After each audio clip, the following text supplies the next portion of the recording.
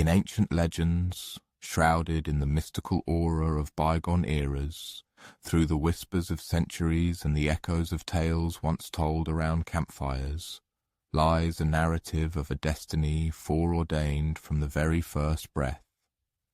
This is the story of the birth and rise of one of antiquity's most distinguished heroes, whose path was paved with both glory and unbearable trials.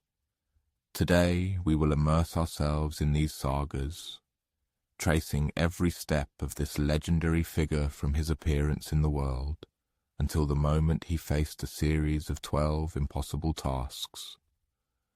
Prepare yourselves, for what you are about to hear will touch the most hidden corners of the soul and make you ponder the intertwining of human will and divine intervention.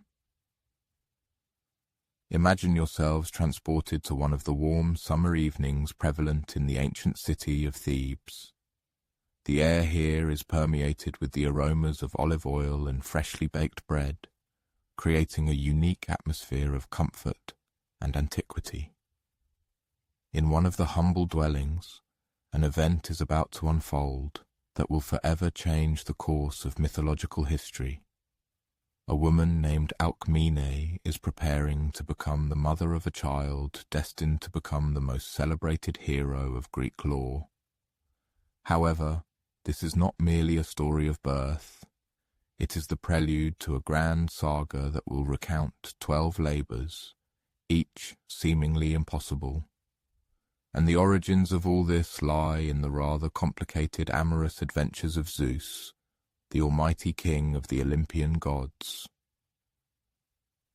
It was no secret that Zeus had a rather controversial reputation.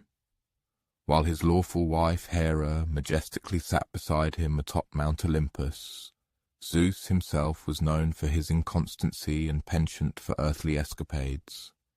He often changed his form to discreetly visit mortal women, leaving behind offspring, children in whose veins flowed both human and divine blood. These demigods often lived extraordinary lives, full of astonishing events and achievements, yet they were always under the watchful eye and oppression of the jealous Hera, whose shadow constantly loomed over their destinies. Alcmene, however, differed from Zeus's other mortal lovers. She was known throughout Thebes for her impeccable virtue and unwavering loyalty to her husband, Amphitryon. But for Zeus, whose nature knew no bounds, this circumstance became not an obstacle, but rather a challenge. One night, while Amphitryon was away at war, Zeus, assuming his exact likeness, appeared before Alcmene. Deceived, believing him to be her beloved husband, returned home earlier than expected. She joyfully welcomed him. This single night became a turning point, forever changing her life. When the real Amphitryon returned home the next day, Alcmene was puzzled by his accounts of the previous evening, which did not align with her own memories. But by then, alas, it was too late. Zeus had achieved his goal, and soon Alcmene discovered she was carrying the child of the king of the gods. Now, imagine yourself a servant in that household, observing the months pass. You notice Alcmene's pregnancy seems unusual, different from the ordinary. The baby kicks with unprecedented strength, and Alcmene experiences strange, prophetic dreams.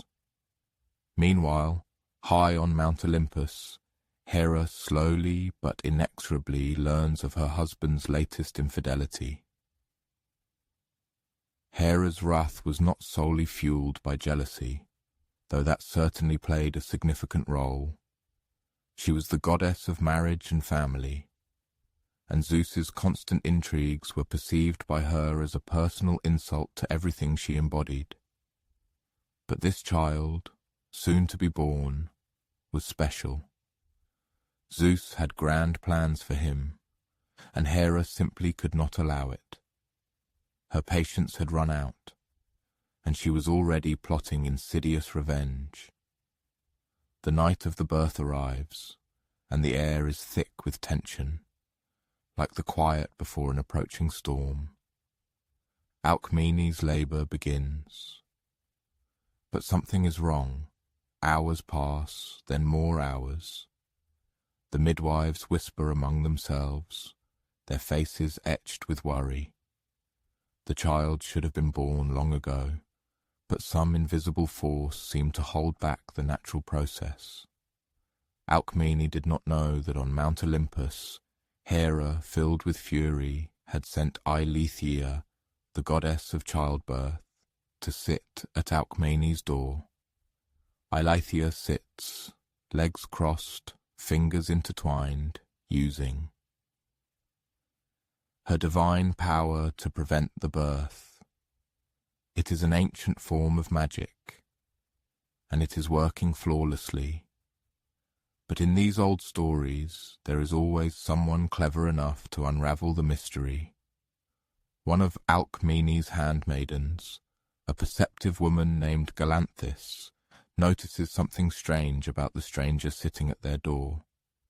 This woman had been sitting there for hours, motionless, silent, simply frozen in this unusual posture.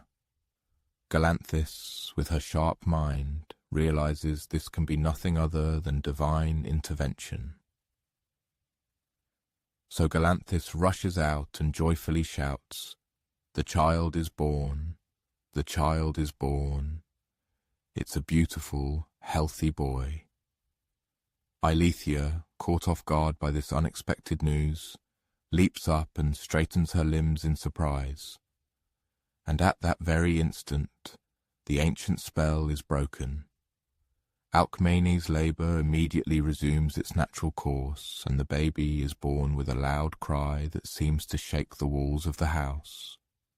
The midwives gasp when they see him. He is larger than any newborn they have ever delivered.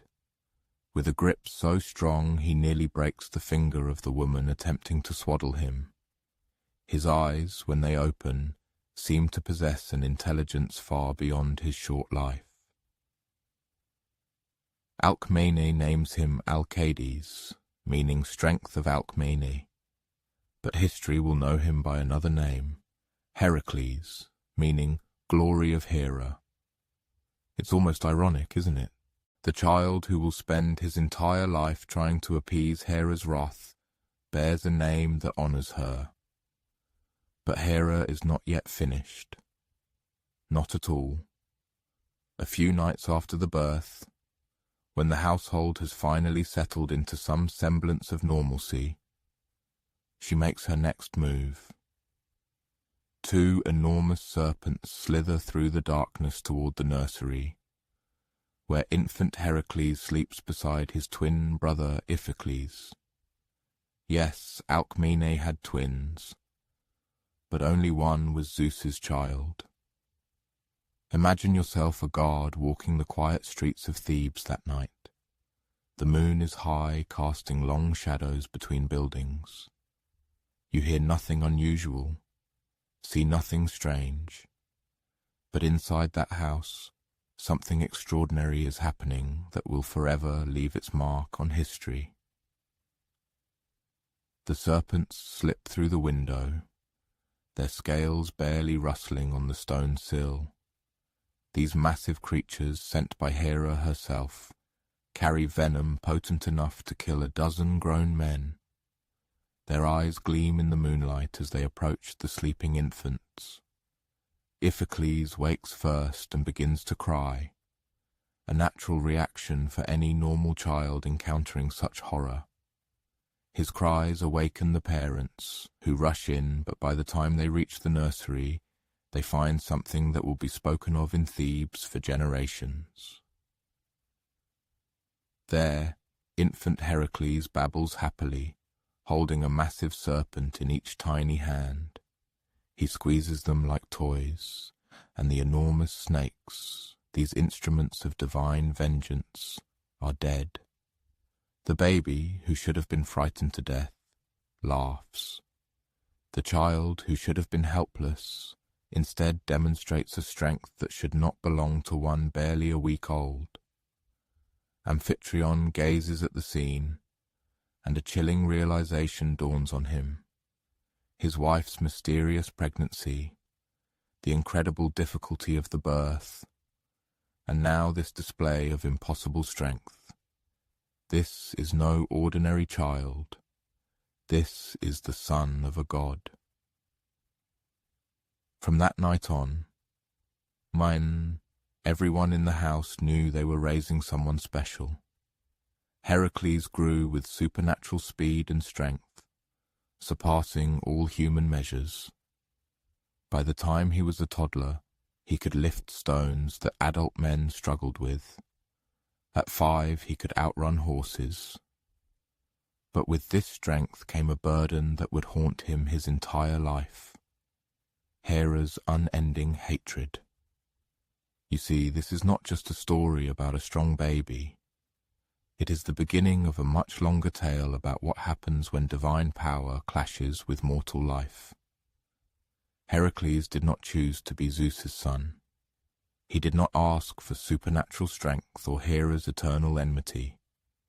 But from the moment of his birth, his path was predetermined, and he could not escape his destiny. As young Heracles grew, his parents tried to give him as normal a childhood as possible. They hired the best teachers, Linus for music, Castor for combat, and Chiron the centaur for hunting and healing. But even in these lessons, Heracles' true nature, his uncontrolled strength, manifested. When Linus tried to correct his lyre playing with a sharp word, Heracles accidentally killed him with the instrument in a moment of frustration. These unfortunate accidents became a pattern, a grim harbinger of future woes. Heracles' strength combined with his all-too-human emotions created constant problems. He did not mean to harm anyone, but when you are 10 times stronger than everyone around you, even the gentlest touch can cause irreparable damage. Meanwhile, on Mount Olympus, Hera watched and waited. She understood that direct attacks would not work against this extraordinary child. The boy was too strong, too resilient to direct threats. But patience is a divine virtue, and Hera had all the time in the world. She began to sow the seeds of a much more sophisticated revenge, one that would use Heracles' own strength against him, turning his gift into a curse. And so our hero grew into a man, loved by his family, admired by his city, but carrying within him the seeds of both greatness and tragedy. His birth was marked by wonders and monsters, and his life would be defined by the tension between his divine heritage and his human heart. But what happens when that human heart is pushed to its limits? What happens when divine manipulation meets a mortal breaking point? The answer to that question lies in the shadows that are already gathering around Heracles' seemingly bright future, foreshadowing the trials to come. The shadows we spoke of are about to fall upon Heracles' life in the cruelest and most unimaginable way.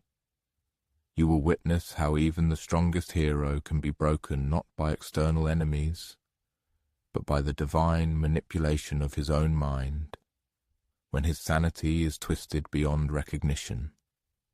Imagine Heracles now, a grown man in the prime of his life. He is married to Megara, the princess of Thebes, and they have 3 beautiful children. Their home is filled with laughter and the ordinary sounds of family life. The children play, Megara hums as she tends to the garden. Heracles tells stories by the fire in the evening, his voice filled with love and calm. You could pass their home any day and see what looks like perfect domestic bliss, and no one would even guess what terrible fate awaits them around the corner of destiny. Heracles, celebrated for his might, dedicated his immense strength to serving his native city of Thebes. He fearlessly fought bandits, tirelessly protected travelers, and even participated in grand construction projects, contributing to the polis's prosperity. At home, however, he transformed.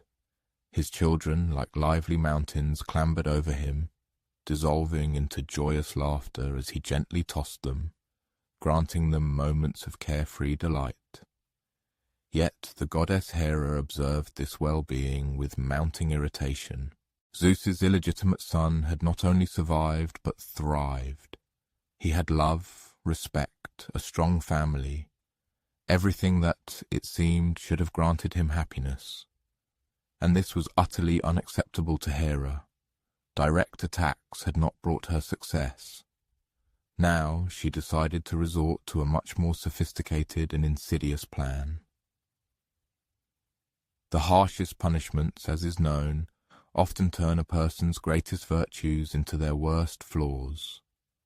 Unquestionable strength had always been Heracles' distinguishing characteristic. But what if that strength spiraled out of control? What if the power that made him a hero became the instrument of his greatest tragedy? Hera sends Lyssa, the goddess of mad rage, to Heracles. This was not the madness that manifests in raving and foaming at the mouth. This was something far more subtle and, thus, more terrifying. It was the kind of insanity that creeps up unnoticed, distorting perception, twisting reality until one can no longer distinguish friend from foe. The madness began its destructive work on a seemingly ordinary evening. Heracles was returning home after a day spent helping farmers move massive boulders from their fields. He was tired but content, anticipating dinner with his family. However, as he approached his dwelling, he felt that something had changed. The familiar sounds seemed different. His children's laughter sounded threatening. Megara's voice calling them to dinner took on a conspiratorial tone. Imagine a neighbor, perhaps tending their garden as evening falls. They notice Heracles standing perfectly still at his front door, head cocked, as if listening to something only he could hear. There was a tension in his shoulders that hadn't been there that morning. His hands, usually so gentle with his family, were clenched into fists. Inside the house, Megara and the children were completely unaware of the impending doom. She was preparing dinner. The bread was still warm from the oven, the olives from their tree, the cheese from the market. The children were playing a game accompanied by much running and giggling. It was the kind of scene that should warm any father's heart. But when Heracles finally entered, he did not see his family. Lyssa's influence had so distorted his perception that he saw enemies everywhere. His beloved wife appeared to him as a threat that needed to be eliminated. His precious children looked like the offspring of his adversaries, sent to destroy him. The tragedy unfolded with horrifying speed.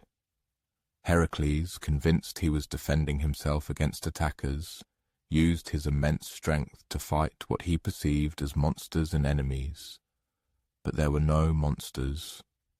There were no enemies. There was only a loving family who trusted him completely and never foresaw the impending attack. When the madness finally receded, Heracles found himself standing in his own home, surrounded by destruction. The reality of what he had done crashed down on him like a cold wave. His wife, his children, all dead by his own hand. The strength that was meant to protect them had become the instrument of their annihilation. Imagine the moment his vision cleared completely. Late evening light streamed through the window, illuminating a scene of such heartbreak that even the gods themselves might have wept. Heracles collapsed to his knees, his great strength powerless against the weight of grief and horror. He cried out with such anguish that people across the city of Thebes paused their activities, struck by the sound of a breaking soul. Neighbors rushed over but froze at the threshold, witnessing what had occurred. Here was the great hero of Thebes, the man who could wrestle lions and move mountains, reduced to sobbing over the bodies of his own family. Some whispered that it must be divine punishment. Others simply stood in shocked silence. Word spread quickly through the city. By morning, everyone knew what had happened, but the question that tormented everyone was the same as Heracles. How could someone so inherently good commit something so unspeakably evil? The answer, of course, lay with Hera and her cruel manipulation. But knowing this did not make the grief less real, nor the guilt less heavy. Heracles may have been an unwitting instrument of tragedy, but the blood on his hands was still real. The love he had lost was still gone forever. For several days, Heracles refused food, drink, and communication with anyone. He sat in his ruined home like a statue staring into nothingness. Friends tried to approach him, but his grief was so profound that words seemed inadequate. What could one say to a man whose greatest strength had become his greatest curse? Finally, his nephew, Iolaus, managed to reach him. Iolaus was young, barely more than a boy, but he had always idolized his uncle. He sat beside Heracles and did not try to offer comfort or explanations. He simply sat there, sharing the silence.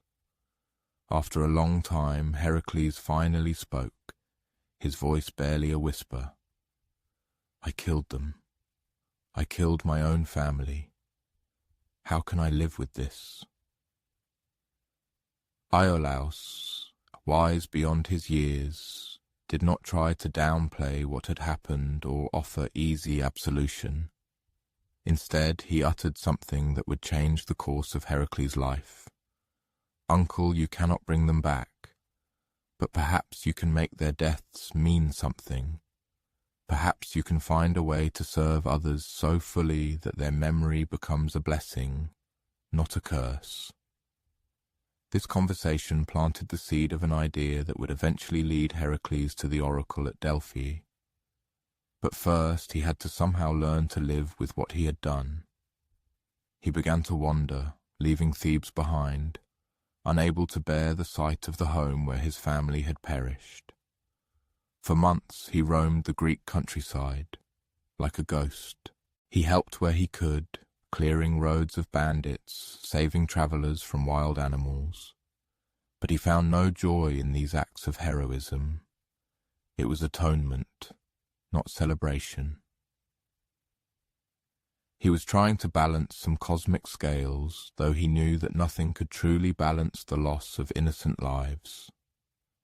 During this time of wandering, Heracles developed a philosophy that would guide him in what was to come. He learned that strength without wisdom is dangerous, that power without humility is destructive. He began to understand that true heroism lies not in being the strongest or the bravest. It lies in serving others, especially when serving others costs you everything. Grief had changed him fundamentally. The easy confidence of his youth was gone, replaced by a deeper understanding of human fragility. He learned that anyone, however strong or benevolent, could fall victim to forces beyond their control. This knowledge made him more compassionate towards the failures of others and more determined to use his remaining life in service to those who needed protection. But the question remained, what form should this service take? How to atone for the unforgivable? The answer would come from the most unexpected source, from the very cousin who had always envied his strength, and would use that strength to humiliate him in ways that would make even the gods uneasy. Sometimes the path to redemption leads through the valley of humiliation, and sometimes that is exactly where a broken hero needs to go to become whole again. The path to atonement led Heracles to Delphi, where the oracles spoke in riddles and smoke. Her words still echoed in his mind as he walked the dusty road to Tiryns.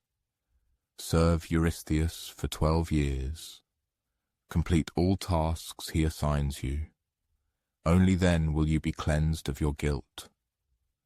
One might wonder how someone as powerful as Heracles came to be bound to serve his cowardly cousin Eurystheus.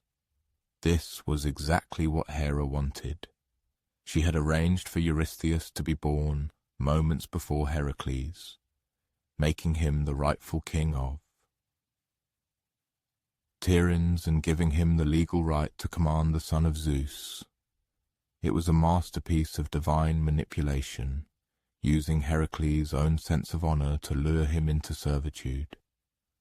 Imagine the scene as Heracles first arrived at the palace in Tiryns. Eurystheus had built himself a bronze chamber underground, a bunker where he could hide whenever his dangerous cousin visited him. The irony was palpable. The king was so afraid of his subject that he literally needed to go underground to feel safe. But today, for the first labor, Eurystheus forced himself to appear in person. He sat on his throne, trying to look regal, while his hands trembled slightly. Heracles stood before him, kneeling, and one could see the struggle on the hero's face. Every instinct told him to refuse this humiliation, but his promise to the oracle held him.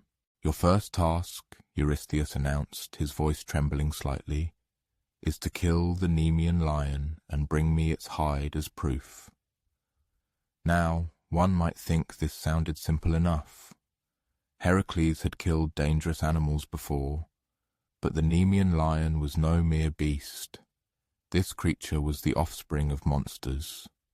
Its mother, Echidna, was half woman, half serpent, and its father, Typhon, was a giant with 100 dragon heads.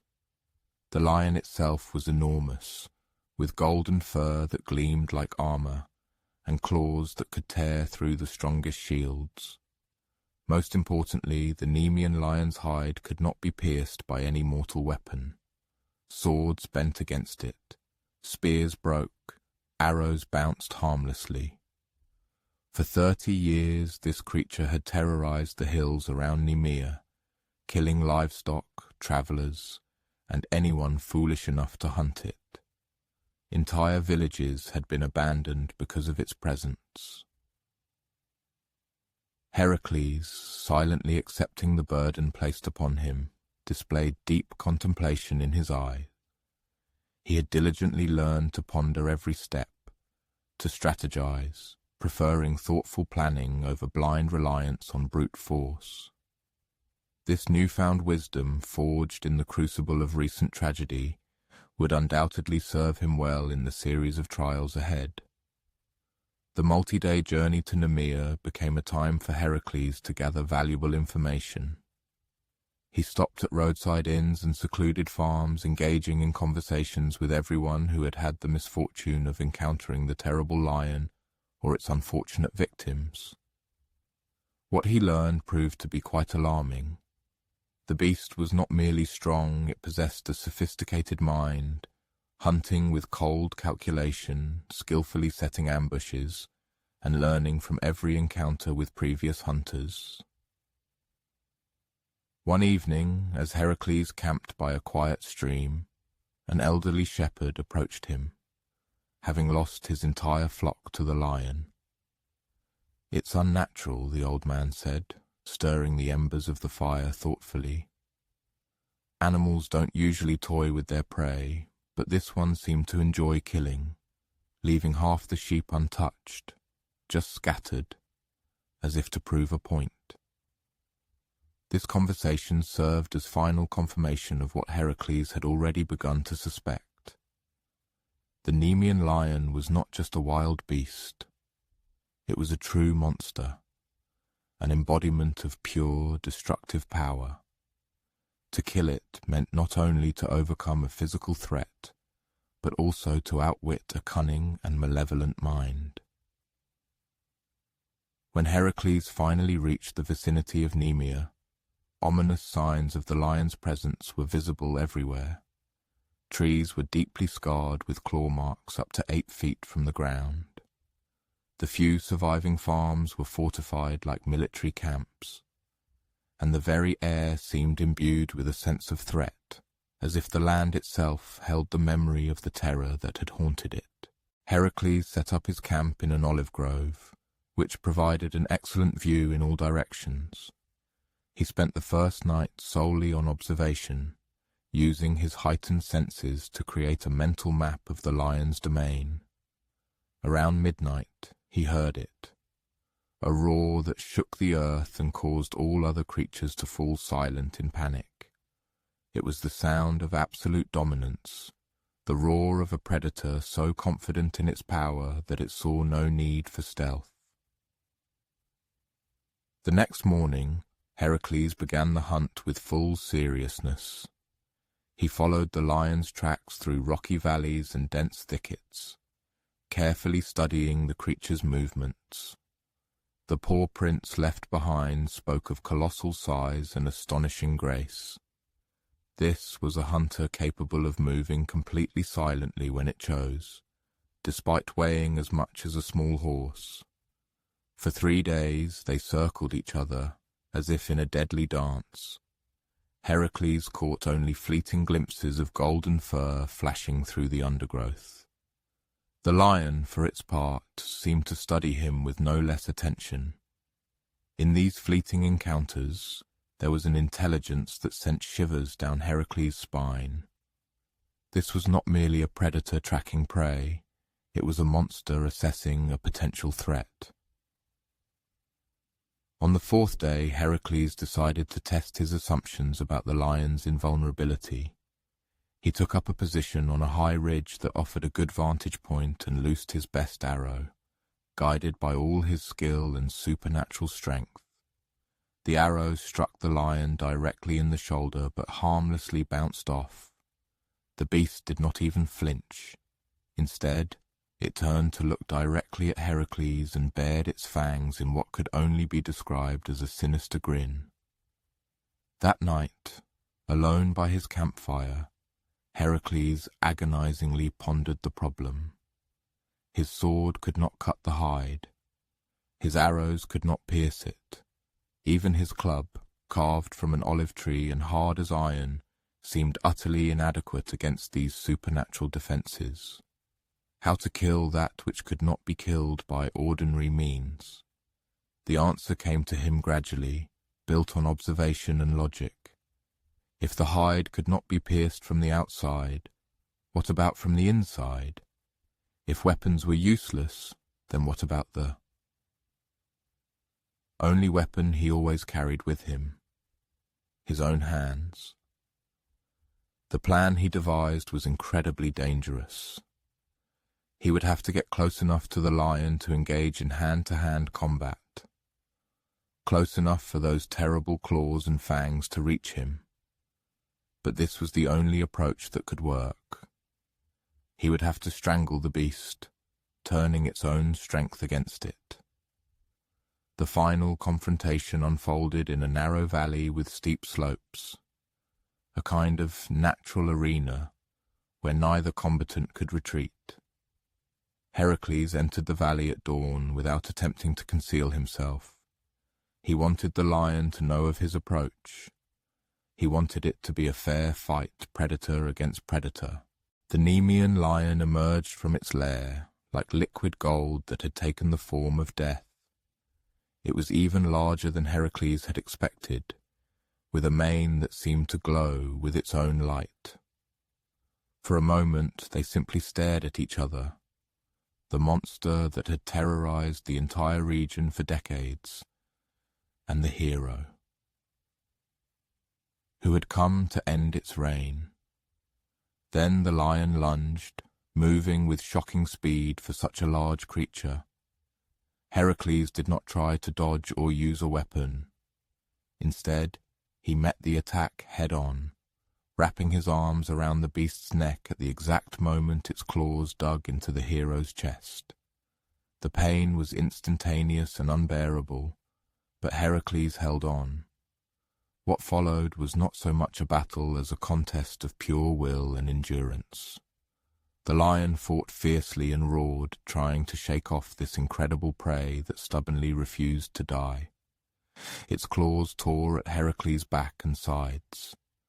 The beast's weight threatened to crush him, but Heracles maintained his grip, slowly tightening his hands around the creature's throat.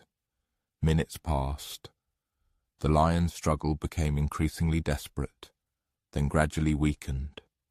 Heracles felt his own strength waning from blood loss and exhaustion, but he did not loosen his grip. This is what he had learned from tragedy. Sometimes victory requires sacrificing everything, including the certainty of one's own survival. Finally, the great beast shuddered and went still. The terror of Nemea was dead, killed not by sword or spear, but by the simple, terrifying force of human resolve. Heracles loosened his grip and collapsed backward, gasping and bleeding, but alive. However, the task was not yet complete. Eurystheus demanded the lion's hide as proof, and obtaining that hide proved almost as difficult as killing the beast, for nothing could pierce that golden fur, even after death. Heracles tried every blade he possessed, but all proved unable to make even the slightest cut. Then an insight came. If nothing from the outside could cut the hide, what about the lion's own claws? Using one of the creature's razor-sharp claws, Heracles carefully skinned the beast. It was slow, painstaking work, but eventually he had the entire hide, a glistening golden pelt that would become his signature garment. When Heracles returned to Tiryns, clad in the lion's hide like a cloak, the effect on Eurystheus was immediate and profound. The king cast one look at his cousin, bloodied, wearing the hide of the unkillable monster, carrying the creature's massive head like a helmet, and fled to his underground chamber. From now on, Eurystheus would communicate with Heracles only through a herald. He was too frightened to face the hero directly. And perhaps this was wise, because something had changed in Heracles during this first labor. He had learned that even the impossible could be overcome, if one combined courage, intellect, and a pure, stubborn refusal to give up. But standing in the empty throne room, listening to Eurystheus's muffled voice from the bronze chamber below, Heracles knew this was only the beginning. 11 more labors lay ahead, and Hera's influence grew with each success. The questions that would haunt him throughout his trials were already forming. What would happen when courage was not enough? What trial could break even a man who had strangled an indomitable lion? The golden lion skin gleamed in the morning sun as Heracles made his way to Eurystheus's bronze chamber. News of his first success had spread throughout Greece, and people lined the roads to catch a glimpse of the hero who had accomplished the impossible. But Heracles barely noticed their attention. His thoughts were already fixed on the next trial. From the safety of his underground bunker, Eurystheus's voice echoed through the speaking tube. It was an ingenious invention, allowing him to issue commands without facing the terrifying sight of his successful cousin. "Your second labor," the king announced, his words distorted by the bronze walls, "is to destroy the Lernaean Hydra, and this time you will go alone." This last detail was extremely important. Having seen Heracles defeat the Nemean lion, Hera had whispered in Eurystheus's ear, "No helpers, no companions, The hero was to face this monster in complete isolation, relying only on his strength and cunning. But Heracles had learned a valuable lesson from his nephew Iolaus about the nature of heroism and loyalty. As he prepared to leave Tiryns, he found the young man waiting by his chariot, armed and ready for the journey. "The king said you must face the Hydra alone," Iolaus said, with a slight smile, "but he said nothing about having a charioteer for the journey." Imagine these two as they travelled to the Lernaean swamps, the great hero in the lion's skin and the ardent youth who refused to be left behind. Their relationship had deepened since that terrible night when Iolaus first reached Heracles through his grief. Now, an easy camaraderie had developed between them, a friendship that did not require constant words to affirm its strength. As the travellers approached the ominous swamps of Lerna, the surrounding landscape transformed, taking on a menacing appearance. The air grew unusually dense and humid, carrying with it the repulsive scent of stagnant water and relentless decay. The trees, once majestic, now appeared twisted and sickly, as if afflicted by an illness. Even the usual sunlight seemed weakened here, dimly penetrating through the eternal veil of mist constantly rising from the bottomless mire. The locals they encountered shared stories capable of unsettling even the unyielding Heracles. The Hydra, it turned out, was not merely a monster, but a true plague that had ravaged the land. Its breath possessed such potent venom that it destroyed vegetation for miles around. Its very presence desecrated the water and soil, rendering them uninhabitable, and, most terrifyingly, the creature possessed 9 heads, each demonstrating the capacity for independent thought. "My grandfather once saw it," an old farmer recounted, his hands visibly trembling with emotion as he spoke. "He said it was like a nightmare come to life. The heads constantly argued among themselves about which way to pursue prey. But when they agreed, the gods helped the unfortunate one they were hunting." As they advanced further towards the Hydra's lair, the signs of its baneful influence became utterly obvious and undeniable. Dead fish floated belly up in streams that should have been teeming with life. Birds daring to fly too close to the swamp fell like stones from the sky. Even the insects seemed unnatural, too large, excessively aggressive, clearly altered by the monstrous venom. Heracles and Iolaus made camp on a hill majestically overlooking the swamp. They positioned themselves as close as was safe, to avoid exposure to the creature's toxic breath. From this vantage point, they had a view of the Hydra's lair, a massive spring from which dark water gushed from deep underground caves. The spring was surrounded by the bleached bones of countless victims, both animal and human. That evening, as the heroes devised their plan, Heracles shared his observations with Iolaus. "We need to worry about more than just the venom," he said, carefully studying the lair in the gathering twilight. "Look at how those bones are scattered. The Hydra doesn't just kill, it plays with its food." Indeed, the arrangement of the bones indicated a creature with a cruel intelligence.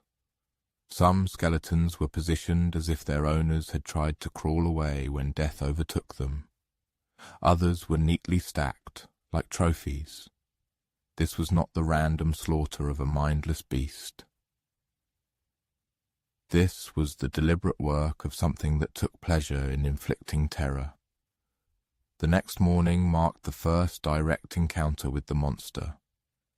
Heracles, as promised, approached the spring alone, while Iolaus remained at a safe distance with the chariot and horses. The plan was simple: lure out the Hydra, engage it, and hope the lion's skin would provide sufficient protection from its venom. What they had not accounted for was the Hydra's astonishing patience. For hours, Heracles stood at the edge of the swamp, taunting it, throwing stones, even firing flaming arrows into the water. Nothing happened.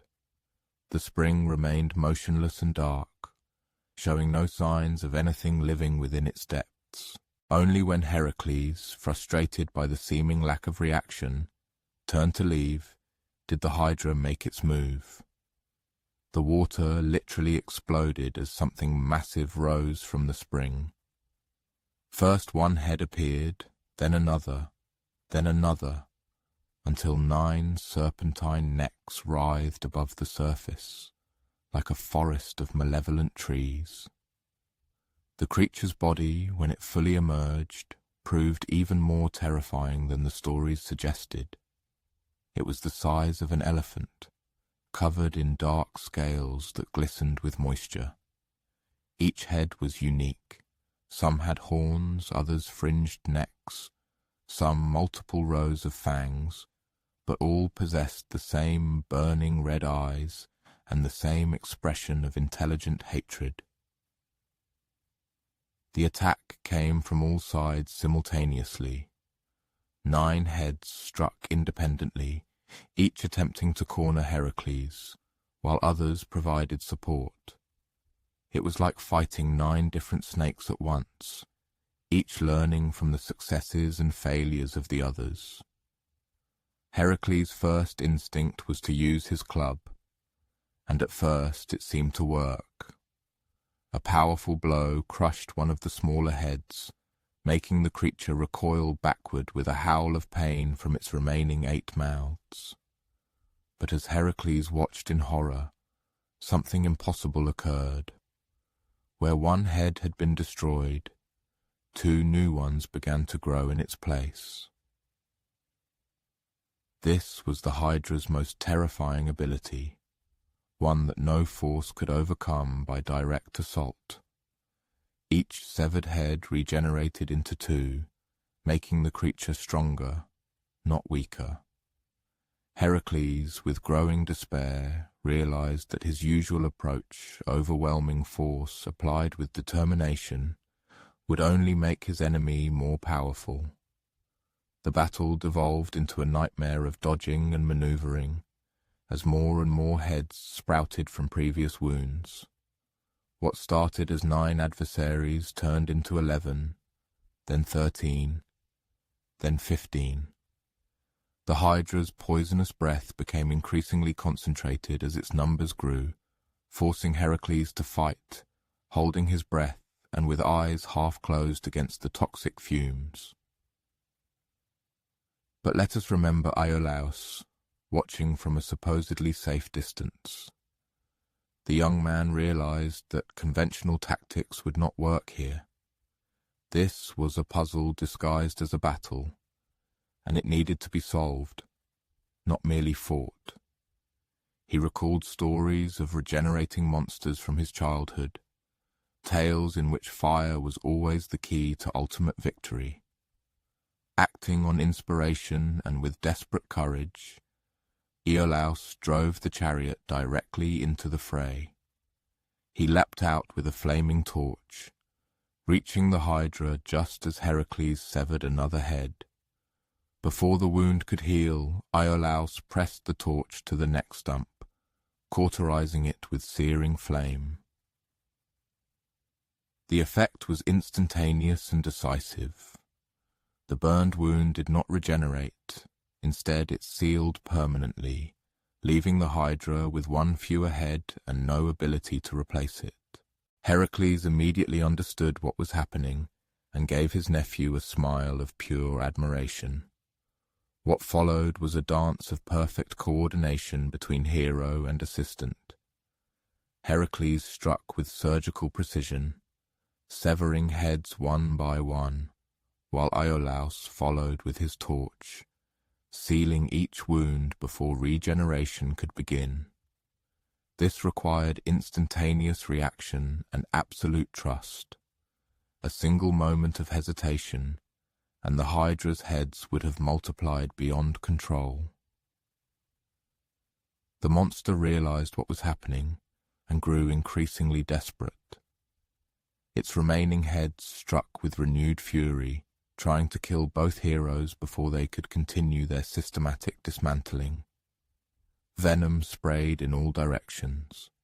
The creature's massive body thrashed, attempting to crush them with its weight. But Heracles and Iolaus had found their rhythm. Head after head fell beneath the club and was sealed by the flame. 9 became 8, then 7, then 6. With each success, the Hydra's coordination deteriorated. The remaining heads began to panic, striking wildly instead of working together. When only one head remained, the Hydra made a final, desperate attempt to escape. It began to retreat toward the spring, hoping to reach the safety of the deep water where the heroes could not follow. But Heracles would not allow it to escape. He leapt onto the creature's back, riding it like a wild horse until he was in position for a final blow with his club. The last head fell with a wet thud, and Iolaus's torch forever ended the Hydra's reign of terror. The enormous body shuddered once, then went still. The poisonous mist that had hung over the swamp for decades began to dissipate, and for the first time in living memory, pure sunlight touched the waters of Lerna. But the work was not yet complete. Heracles had learned to be thorough in performing his labors. He dipped his arrows in the Hydra's blood, creating weapons that would forever carry the monster's venom. These arrows would serve him well in future trials, though they would also bring unexpected tragedy to someone he deeply cared about. He also took the Hydra's central fang, a curved blade, harder than steel, and sharp enough to cut anything, even, as he would later discover, the Nemean lion's hide. These trophies were not just proof of victory, they were tools that would prove indispensable in the trials to come. However, when the heroes returned to Tiryns, Eurystheus awaited them with a cruel surprise. "This labor does not count," he announced from his bronze chamber. "You had a helper. Iolaus assisted you with the torch. The task was to face the Hydra alone." It was a bitter moment for Heracles, compounded by the realization that Eurystheus was technically correct. But Iolaus stepped forward and spoke with calm dignity. "Uncle, we learned something important here. Some monsters cannot be defeated by strength alone. They require friendship, cooperation, and a willingness to trust others. If that disqualifies us from this victory, then perhaps the true victory lies not in satisfying kings.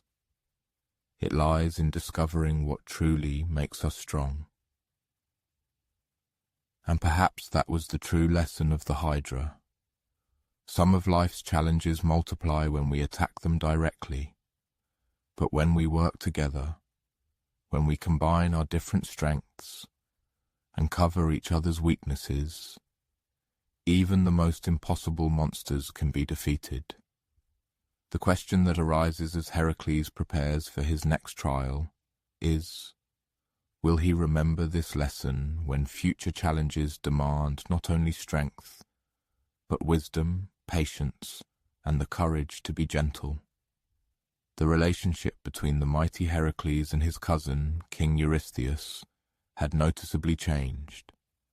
After the tense dispute arising from the Hydra labor, a new, more sophisticated calculation emerged in the subsequent tasks of the ruler of Tiryns. Eurystheus seemed to realize that brute physical force alone might not be enough to fully humiliate his renowned relative. Perhaps a different, much more subtle form of trial was required, bordering on refined torment. "Your third labor," Eurystheus solemnly declared through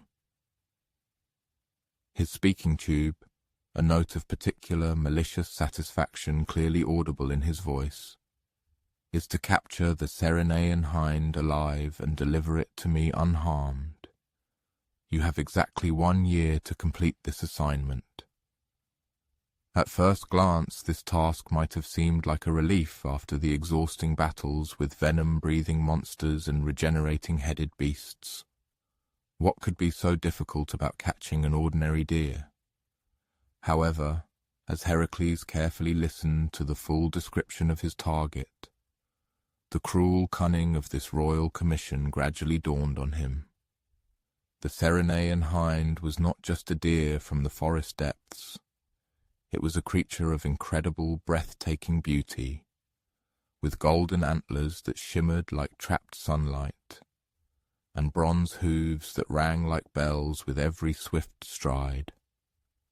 Most importantly, this creature was sacred to Artemis herself, the powerful goddess of the hunt, and even more significantly, it was under special divine protection. Killing such a revered animal would inevitably incur the wrath of Artemis. But the truly diabolical component of this trial lay elsewhere. The hind was faster than any creature ever conceived by mortals. It could outrun the wind itself, covering hundreds of miles in a single day, knowing no fatigue. For an entire year, Heracles would have to pursue this virtually impossible-to-catch creature without causing it the slightest harm, well aware that his failure would mean not only personal defeat, but also inevitable divine punishment. Let us imagine Heracles at that moment preparing for this labor, so unlike all the previous battles he had fought. Instead of his usual weapons and heavy armor, he took with him only hunting nets, strong ropes, and provisions necessary for a very long and arduous journey. Iolaus, his faithful companion, offered to go along, but Heracles shook his head. He explained that this was something he had to accomplish alone, not because Eurystheus demanded it, but because he himself needed to learn something important about himself. The hunt began in the rolling hills around Cerynea, in those places where the hind most often appeared. Local shepherds with bated breath and whispers spoke of fleeting glimpses of golden light, gliding through the forest faster than thought. "She's like a detached piece of the sun that learned to run," one old woman shared with Heracles. "Incredibly beautiful, but utterly elusive." For the first few months, Heracles pursued the hind, employing traditional hunting methods. He tracked its hoofprints without much difficulty, as the bronze hooves left distinct, easily discernible marks on the soft ground. The hero studied its favorite trails, the springs where it quenched its thirst and the meadows where it grazed. However, each time he drew close enough to see it, it vanished, like a golden dream, dissolving into the air. The hind seemed aware of his pursuit, but did not flee in panic like an ordinary animal. Instead, there was an almost playful lightness to their chase. It could graze peacefully in a meadow until Heracles approached closely enough to attempt to catch it, and then it would bound away with movements so graceful that they seemed like a meticulously choreographed dance. Sometimes it even stopped to turn and look at him, as if checking if he was still following. Summer imperceptibly turned to autumn, and then autumn gave way to winter. Heracles learned to read the changing seasons by the hind's behavior. In summer, it preferred high-altitude meadows, where the grass was juicier.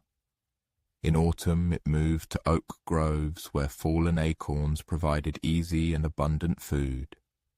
Winter found it in the lower valleys, where streams flowed warm from underground springs. But no matter how well Heracles studied its habits, he could not overcome that last, crucial gap. The hind always remained one step ahead, one leap out of reach. For a man accustomed to solving problems with brute force and unwavering determination, This constant, almost success became a form of gentle but grueling torture.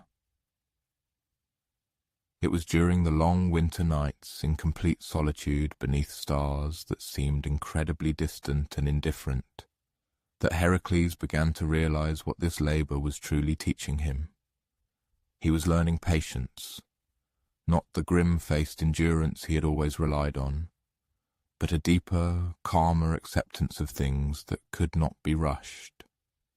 He began to pay attention to the smallest details he had never noticed before, the way the morning mist rose from the streams, the particular quality of light that filtered through the canopies of different trees, the songs of birds changing with the seasons. For the first time since the tragic death of his family, Heracles began to find peace in simple presence, rather than in the constant striving to achieve something or defeat someone. Spring arrived, and with it, a subtle yet significant shift in the dynamic between hunter and hunted. The hind still eluded capture, but now there were moments when it did not immediately flee upon Heracles' approach. It might graze calmly while he sat perfectly still 50 meters away, neither approaching nor retreating. These peaceful respites became increasingly frequent as the months passed. One late spring morning, as Heracles sat by a clear stream, eating a simple meal of bread and olives, the hind appeared on the opposite bank. It was close enough for him to discern the individual golden hairs of its coat, to catch the warm intelligence in its dark eyes. For a long moment they simply looked at each other across the flowing water. Then something astonishing happened. The hind gracefully stepped into the stream and began to cross toward him. Every instinct screamed at Heracles to grab his net, to make the decisive move, but somehow he knew it would ruin everything. Instead, he continued his breakfast as if nothing unusual were happening. The hind emerged from the stream and slowly approached him, cautiously but utterly without fear. It now stood so close that Heracles could reach out and touch its golden flank. Instead, he broke off a piece of his bread and offered it to her on an open palm. She sniffed the treat carefully, then accepted it with surprising gentleness. Her lips were soft on his skin, like the touch of silk. For several minutes they shared the morning meal in comfortable silence. Hero and sacred deer, predator and prey, finding an unexpected friendship in a pursuit that had defined their lives for almost an entire year. It was in this moment of perfect peace that Heracles realized the true nature of his task. He was not meant to capture the hind by force or clever trap. He was meant to earn its trust so fully that it would choose to go with him. The labor was not about conquest. It was about relationship. Over the next few days, this pattern of behavior repeated itself. The hind visited him during his stops, accepted food from his hand, even allowed him to gently stroke its neck, but it always maintained its freedom, never coming close enough for him to hold it against its will. Finally, with only 1 week remaining until his year-long deadline, Heracles made a decision that surprised even himself. He approached the hind not with ropes or nets, but with words. "Lady," he said formally, acknowledging its sacred nature, "I need your help, not as a hunter catching prey, but as one asking a favor of a friend." He honestly explained his difficult situation, his labors, his guilt for his family, his desperate need for atonement. The hind listened with what seemed like genuine attention, its head tilted in an almost human gesture of contemplation. When he finished speaking, the hind walked to him and, to his astonishment, lay down at his feet. It offered itself willingly, trusting him completely to keep his promise, and that it would not be harmed. It was a moment of such pure grace that tears welled in Heracles' eyes. The journey back to Tiryns was unlike anything Heracles had ever experienced. The hind walked beside him like a loyal companion. Sometimes it would run ahead to scout the path, sometimes lag behind to investigate interesting scents. It could have escaped at any moment, but it chose to stay. This choice transformed the entire nature of the labor, giving it a completely new, profound meaning. When they reached the palace, Eurystheus emerged from his underground chamber for the first time since Heracles had begun his tasks. The sight of the golden hind, freely walking beside the hero, was so unexpected that even the cowardly king was drawn from his refuge by curiosity. "How did you catch it?" Eurystheus asked, clearly expecting a tale of cunning traps or overwhelming force. "I did not catch it," Heracles simply replied. "I asked it to come with me, and it agreed. Sometimes the impossible becomes possible when we stop trying to force it and start trying to understand it." As if to underscore these words, the hind stepped forward and touched Eurystheus's hand with its nose, a gesture of greeting, not submission. The king, despite his many flaws, recognized that he was in the presence of something sacred and wondrous. However, the labor had to be completed in strict accordance with its terms, and those terms required the hind to be transferred into Eurystheus's control. This was a moment that tested everything Heracles had learned about trust and gentleness, how to honor both the letter of the obligation and the spirit of the friendship that had been formed. The solution came from the hind itself. As if understanding the dilemma, it allowed Heracles to place a golden collar around its neck, not as a means of restraint, but as a symbol of their agreement. Then it calmly walked into the royal stables and settled into a stall filled with fresh hay and clean water. It remained for exactly 3 days, long enough to fulfill all the technical requirements of the labor. Then, on the 4th morning, it simply vanished. The stall was empty, the collar gone, and no trace remained but a single golden hair left on Heracles' pillow. This hair became a silent token of friendship, one that would forever remind him of the lessons learned during the year they had spent together. Standing in the empty stall, Heracles reflected on the lessons he had learned from this, perhaps the most unusual of all his labors.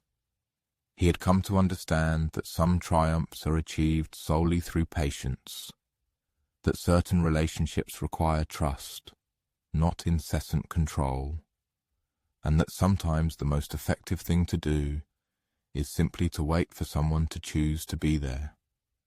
However, even as he savored these new insights, the question of what new trial awaited him gnawed at him.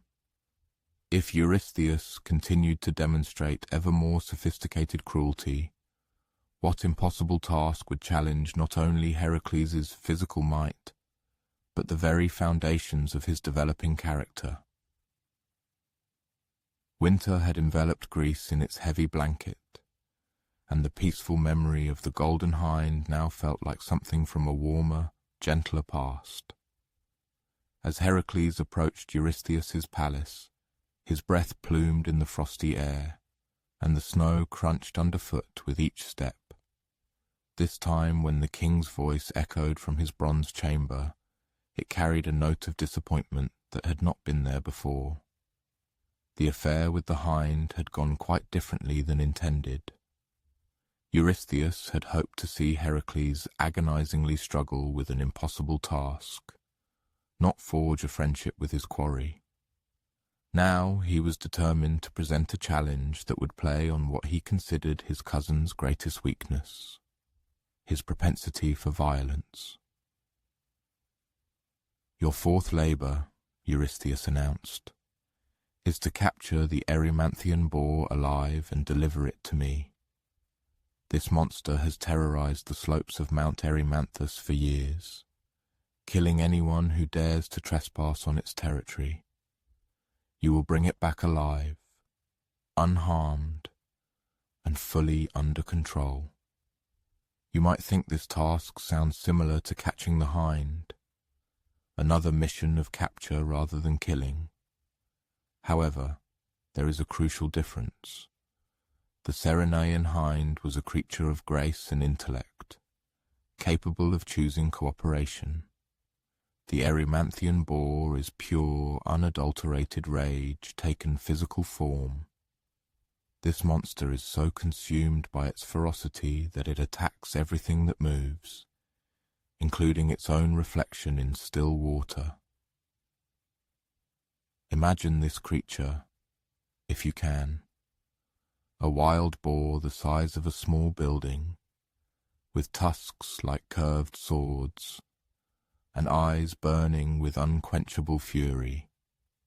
Its hide is thick as armor, and scarred from countless battles with hunters who naively believed they could claim it as a trophy. Most disturbing of all, it seems to take genuine delight in destruction, going out of its way to trample crops and destroy anything man-made. But Heracles had learned important lessons from his recent labors.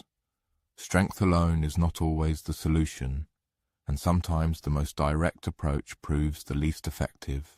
As he prepared for his journey to Mount Erymanthus, he took with him not only his usual weapons, but also ropes, nets, and various devices designed for capture, not for killing. The journey led him through some of the most picturesque winter landscapes in all of Greece. Snow-capped mountains rose like sleeping giants against a sky so piercingly blue it seemed painted. Pine trees wore white caps, and streams flowed black and swift between banks of pristine snow. It was a place that would be perfect for contemplation and peace, were it not for the increasingly obvious signs of the boar's presence. As Heracles climbed higher into the mountains, evidence of the creature's fury became impossible to ignore. Entire groves of trees had been felled, their trunks snapped like brittle twigs. Boulders the size of houses had been dislodged from their millennia-old resting places. Even the landscape itself seemed to bear the scars of the boar's ferocity. But it was when Heracles stumbled upon his first human victim that the true horror of this creature became apparent.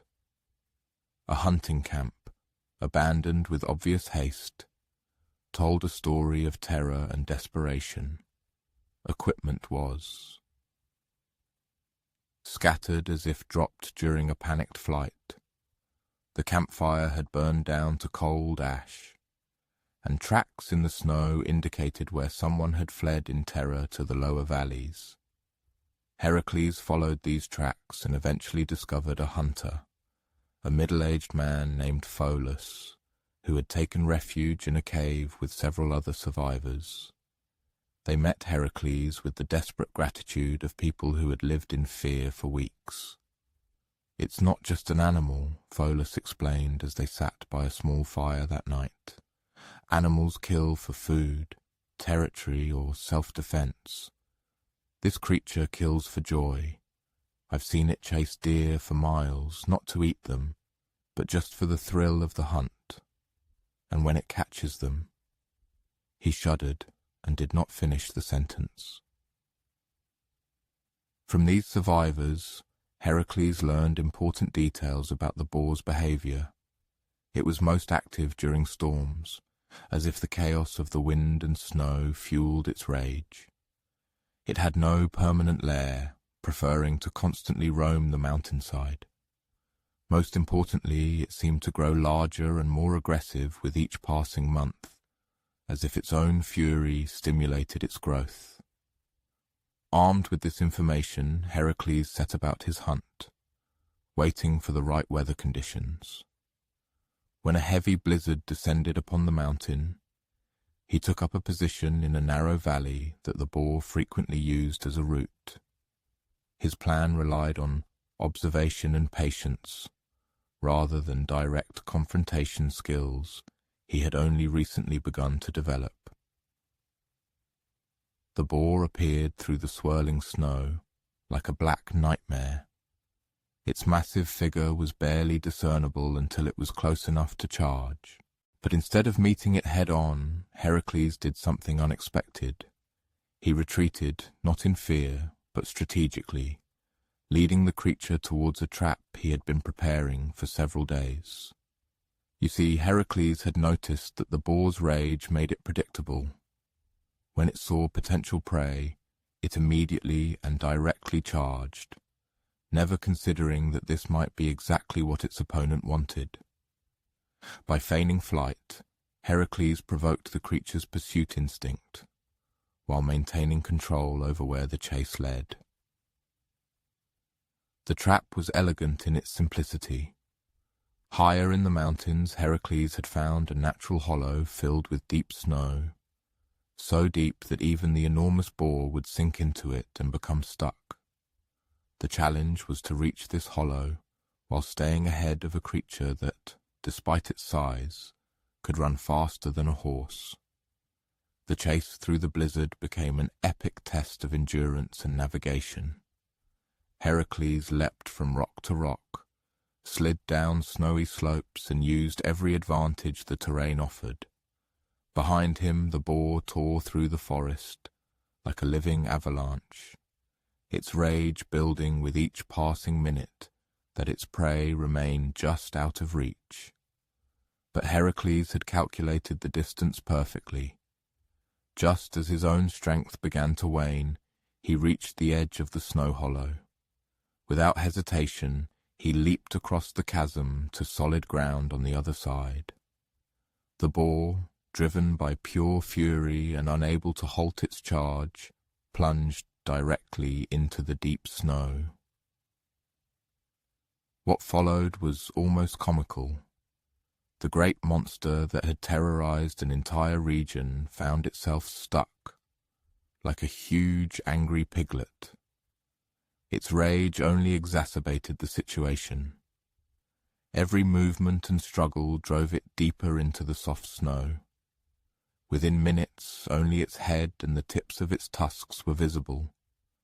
But now came the truly difficult part, getting the creature out of the snow and delivering it back to Tiryns without being killed in the process. A stuck boar is still a deadly boar, and this one was now mad with rage at being outsmarted by a mere man. Heracles solved this problem by combining engineering skills and psychology, carefully working around the creature's limited range of motion. He built a wooden cage directly around the boar while it was still stuck in the snow. It was painstaking work. Each plank had to be positioned precisely to avoid those slashing tusks.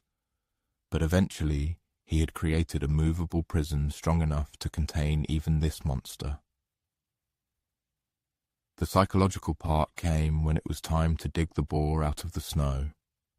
Instead of simply releasing it into the cage, Heracles constantly talked to the creature as he worked, not expecting understanding, but hoping that the sound of a calm, steady voice might have some effect on its rage-addled mind. "Easy, friend," he would say, shoveling snow away from the boar's massive sides. "I know you're angry, and you have every right to be. Being trapped is scary, but I'm not here to hurt you. I'm here to give you a chance to be something more than just an instrument of destruction."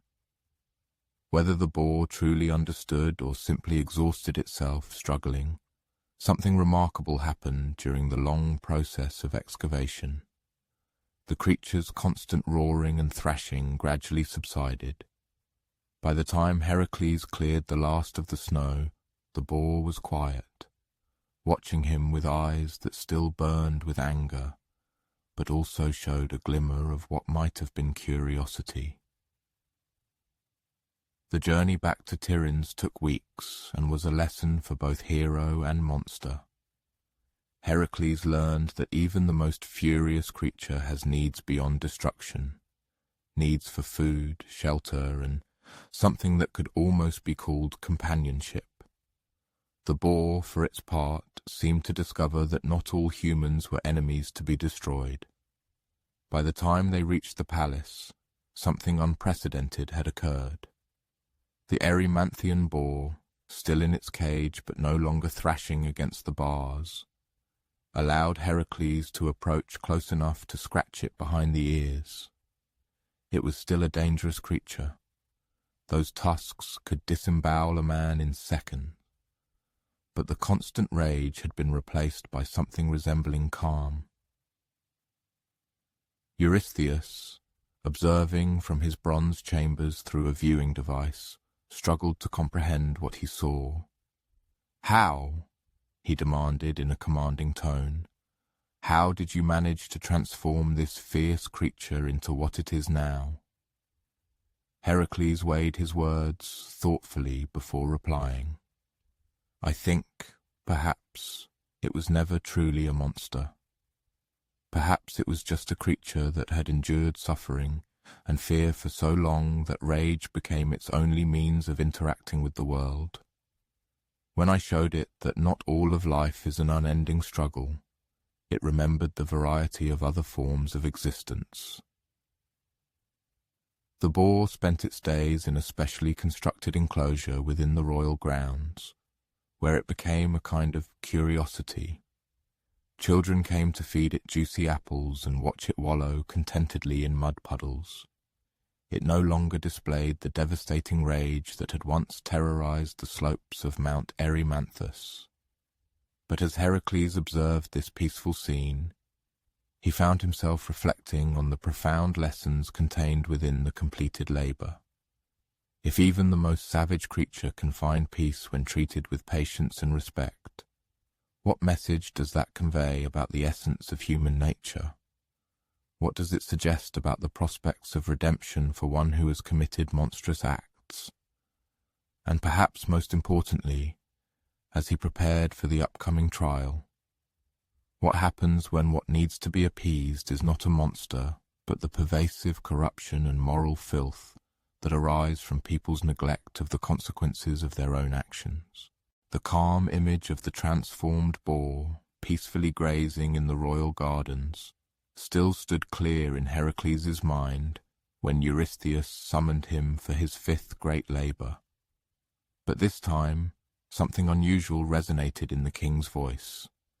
A hint of undisguised malice and deep satisfaction clearly indicated that the forthcoming assignment threatened to be the most humiliating of all trials.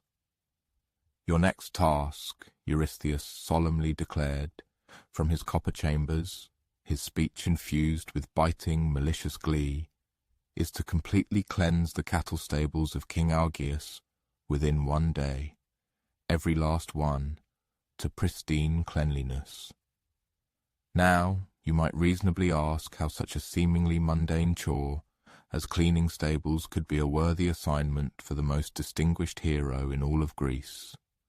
But Eurystheus had prepared thoroughly, and he was well aware of the nature of his demand. King Augeas of Elis possessed innumerable herds of cattle, surpassing in number any other dominion in the world. 3,000 head of prime cattle existing on earth, and he had never cleaned his stables, not once in 30 entire decades. Try to imagine, if it is even possible, the colossal layers of filth from 3,000 head of cattle over 3 decades. The stables were not merely dirty, they were truly geological strata of manure, layer upon layer of waste that had accumulated until the original floor was buried under nearly 30 feet of foul effluvia. The acrid stench carried for miles around, and the swarms of flies constantly buzzing over the cattle yards formed dense clouds discernible even from neighboring kingdoms. But the true genius of Eurystheus's malevolence lay in the rigid time limit.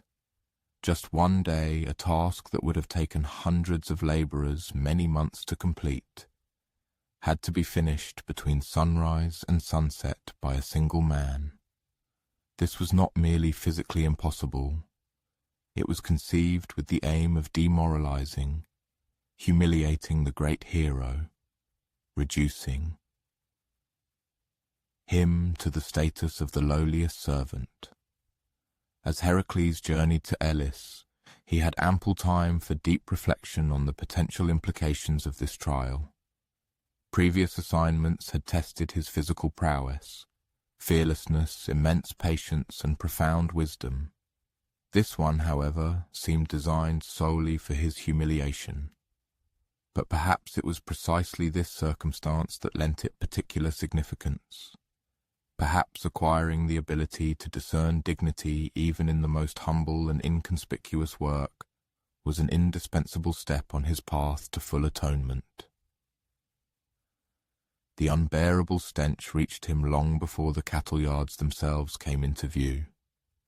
It was a stench of such depth and complexity that it seemed to possess a layered structure, the piercing aroma of fresh excrement, the heavy, earthy richness of decades of decomposing organic matter, and beneath it all, something so deeply putrid that it brought tears to the eyes and caused stomach cramps.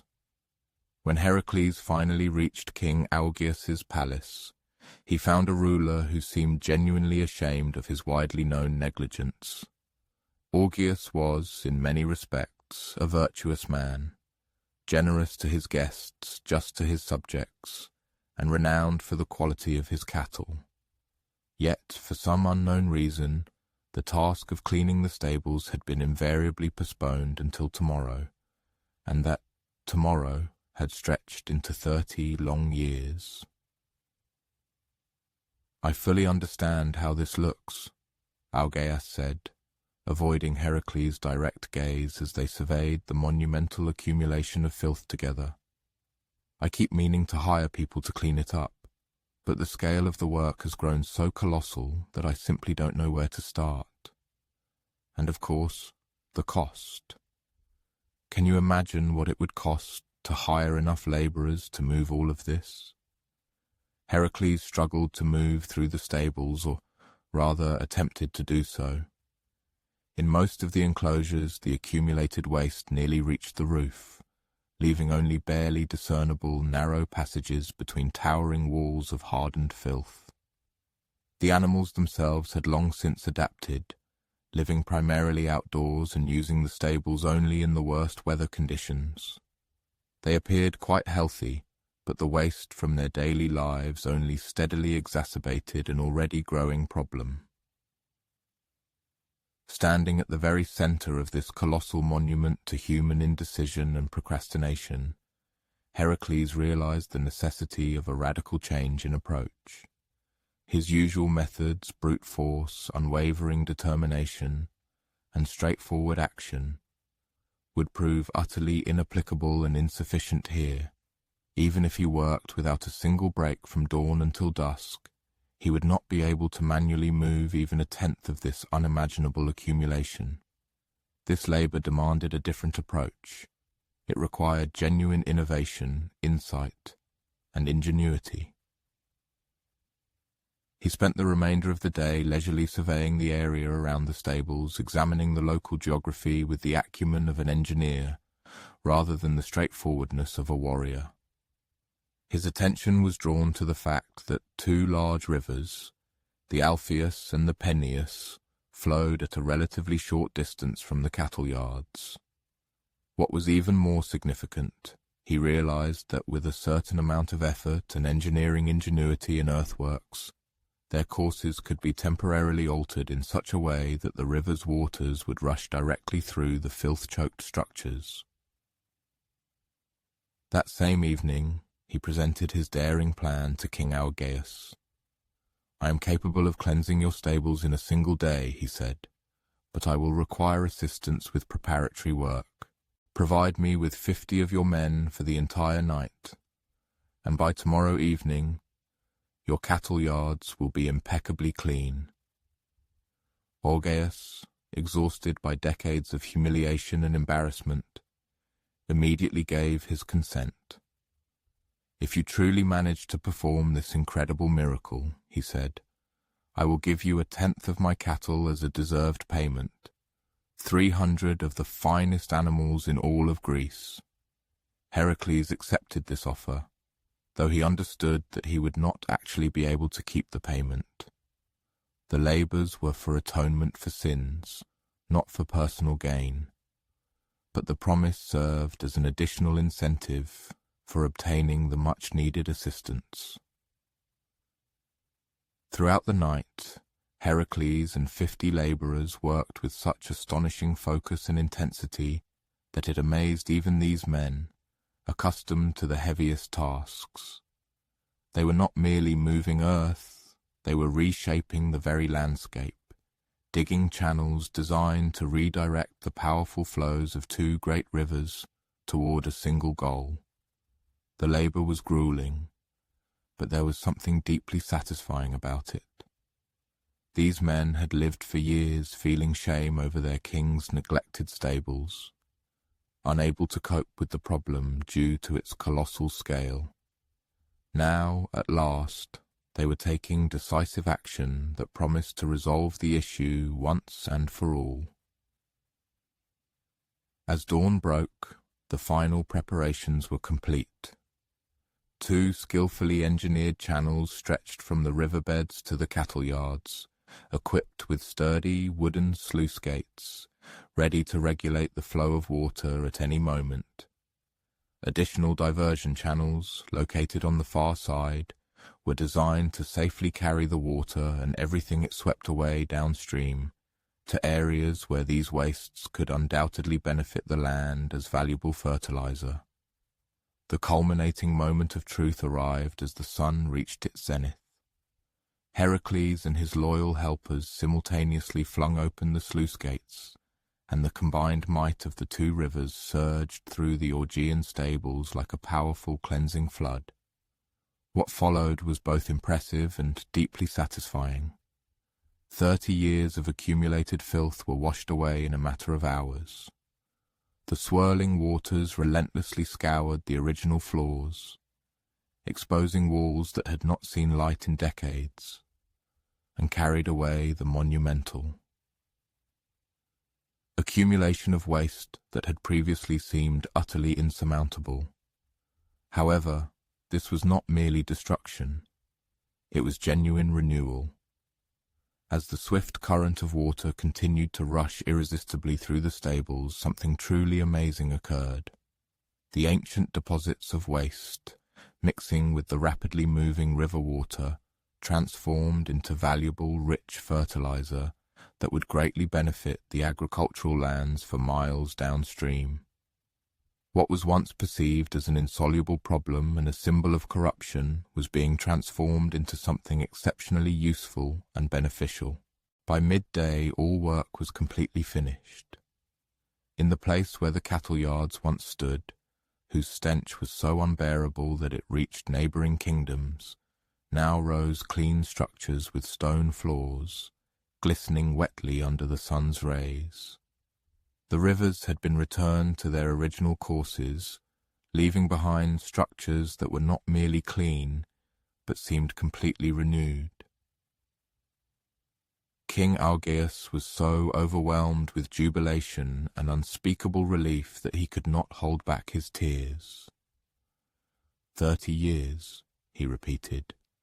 30 whole years I lived with this disgrace, and you resolved it in a single day. He immediately ordered his servants to bring 300 of the finest head of cattle, thereby fulfilling his promise of reward. However, at this moment, Heracles faced a completely unexpected dilemma. He had completed the labour in exact accordance with the stipulated conditions. The stables were impeccably clean. The work was completed within 1 day, and he had accomplished it primarily through his own efforts and strategic planning. But in doing so, he had also made an agreement with Augeas that would bring him personal gain, which seemed to contradict the very spirit of atonement that these great labours embodied. After much deliberation, Heracles made a decision that astonished everyone, including himself. He accepted the cattle but did not keep them. Instead, he immediately distributed them. Some went to the laborers who had diligently worked on the excavation, while another portion was given to poor farmers in the region whose families desperately needed cattle for survival. He kept nothing for himself. When news of this act reached Eurystheus, the king's reaction was immediate and entirely predictable. "This labor cannot be counted," he declared vehemently. "Heracles was paid for his work, which makes this a mere commercial transaction, not an act of atonement. Furthermore, he used the rivers to perform the bulk of the cleaning, which means he did not accomplish the task solely through his own efforts." This harsh judgment was compounded by its technical accuracy.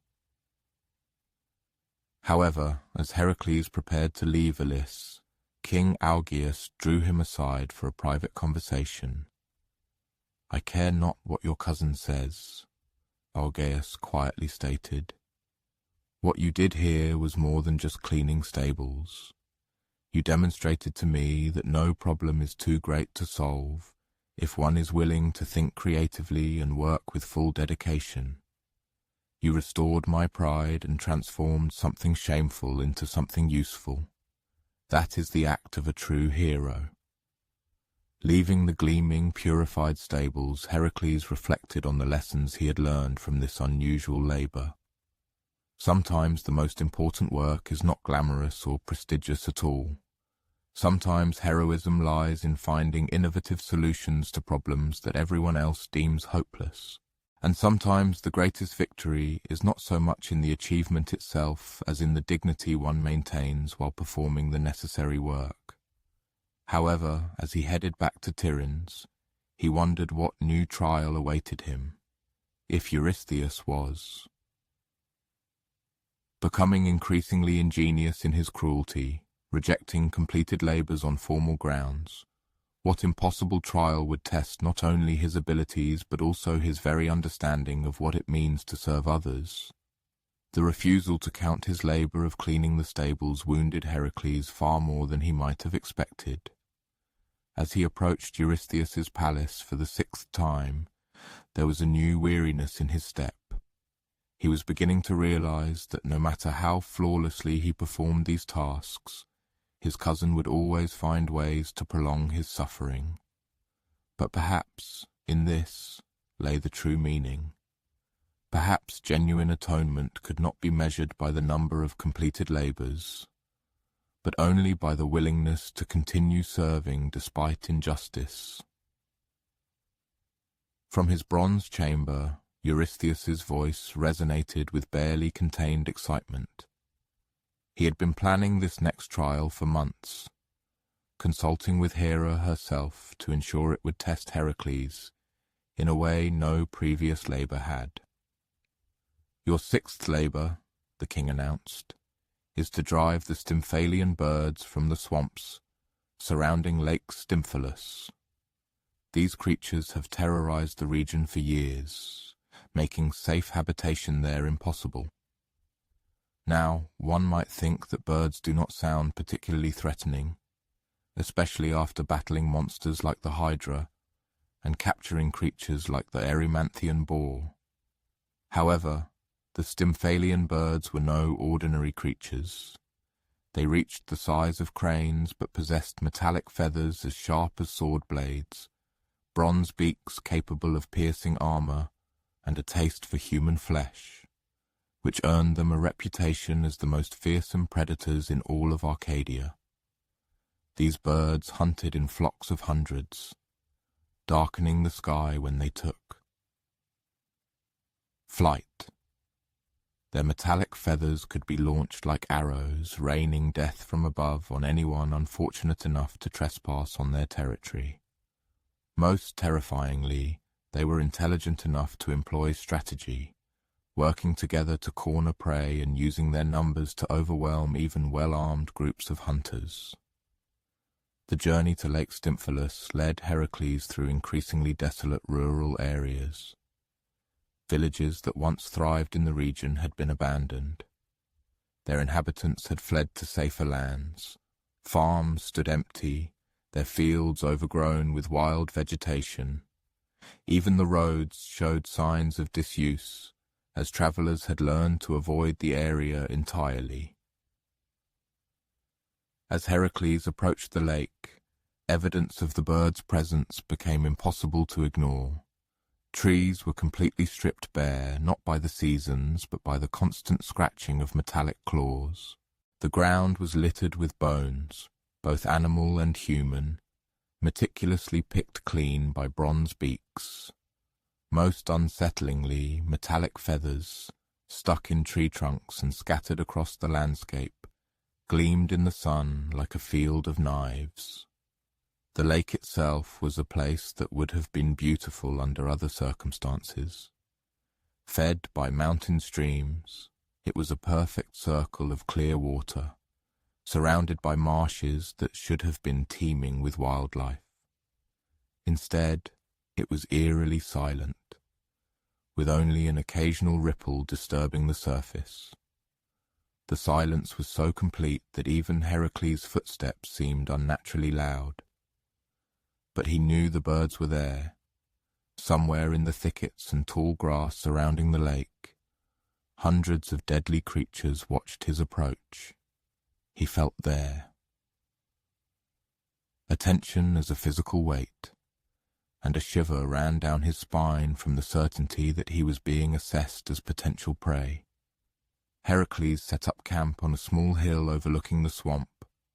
This location was close enough to observe the birds' behavior, but far enough to avoid an immediate attack. As evening fell, he saw for the first time what he was up against. The birds flew out for their evening hunt, like a storm made flesh. They rose from the thickets in a coordinated mass that blotted out the setting sun.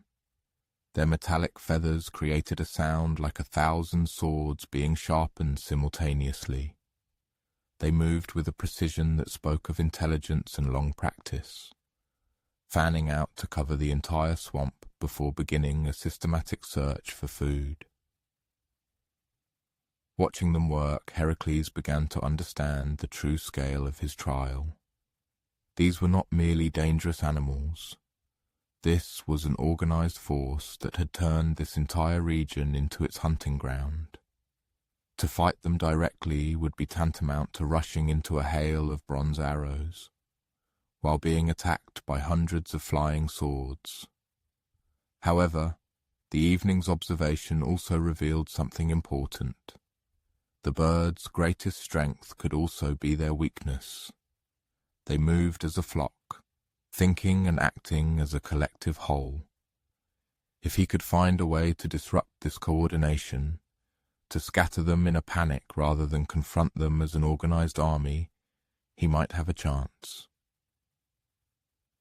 That night, as Heracles sat by his small campfire, an unexpected ally visited him.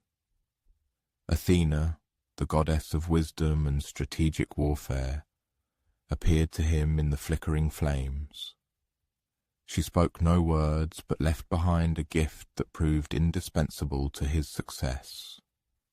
A pair of bronze castanets, crafted by Hephaestus himself.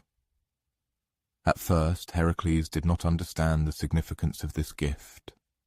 Castanets are musical instruments used by dancers and performers. How could they help against a flock of deadly birds? But, examining them more closely, he began to appreciate their divine craftsmanship. When struck together, they produced a sound unlike anything he had ever heard, pure, piercing, and somehow fundamentally unsettling. The next morning, Heracles tested his theory. Standing at the edge of the swamp, he struck the castanets together with all his might. The sound that erupted was extraordinary. Not just loud, but somehow wrong, like the scream of a creature that should not exist. It echoed across the water and through the reeds with such intensity that it seemed to shake the very air.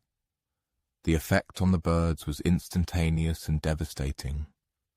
They erupted from their cover in complete panic. Their usual coordination was shattered by the alien sound.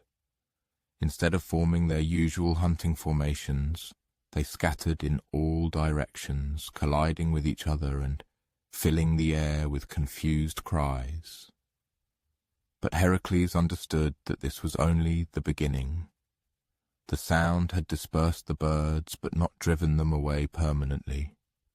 Once the echoes faded, they would regroup and return, probably more dangerous than before, because now they would be angry as well as hungry. What followed was one of the most unusual battles in heroic literature. Heracles spent the entire day moving around the lake, using the castanets to keep the birds in constant motion. Each time they attempted to land and reorganize, he struck the bronze instruments together, sending them into a panic once more. It was grueling work, requiring as much strategy as strength. Heracles had to constantly move, anticipating where the birds would attempt to regroup, and positioning himself to disrupt their efforts. The castanets also had to be used precisely too often, and they would lose their effect too rarely, and the birds would regain their organization.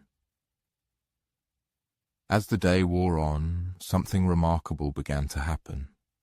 The constant stress and confusion started to break down the birds' collective behavior.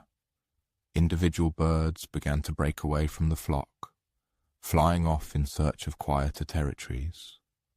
What had started as a coordinated army gradually devolved into a disorganized group of frightened animals.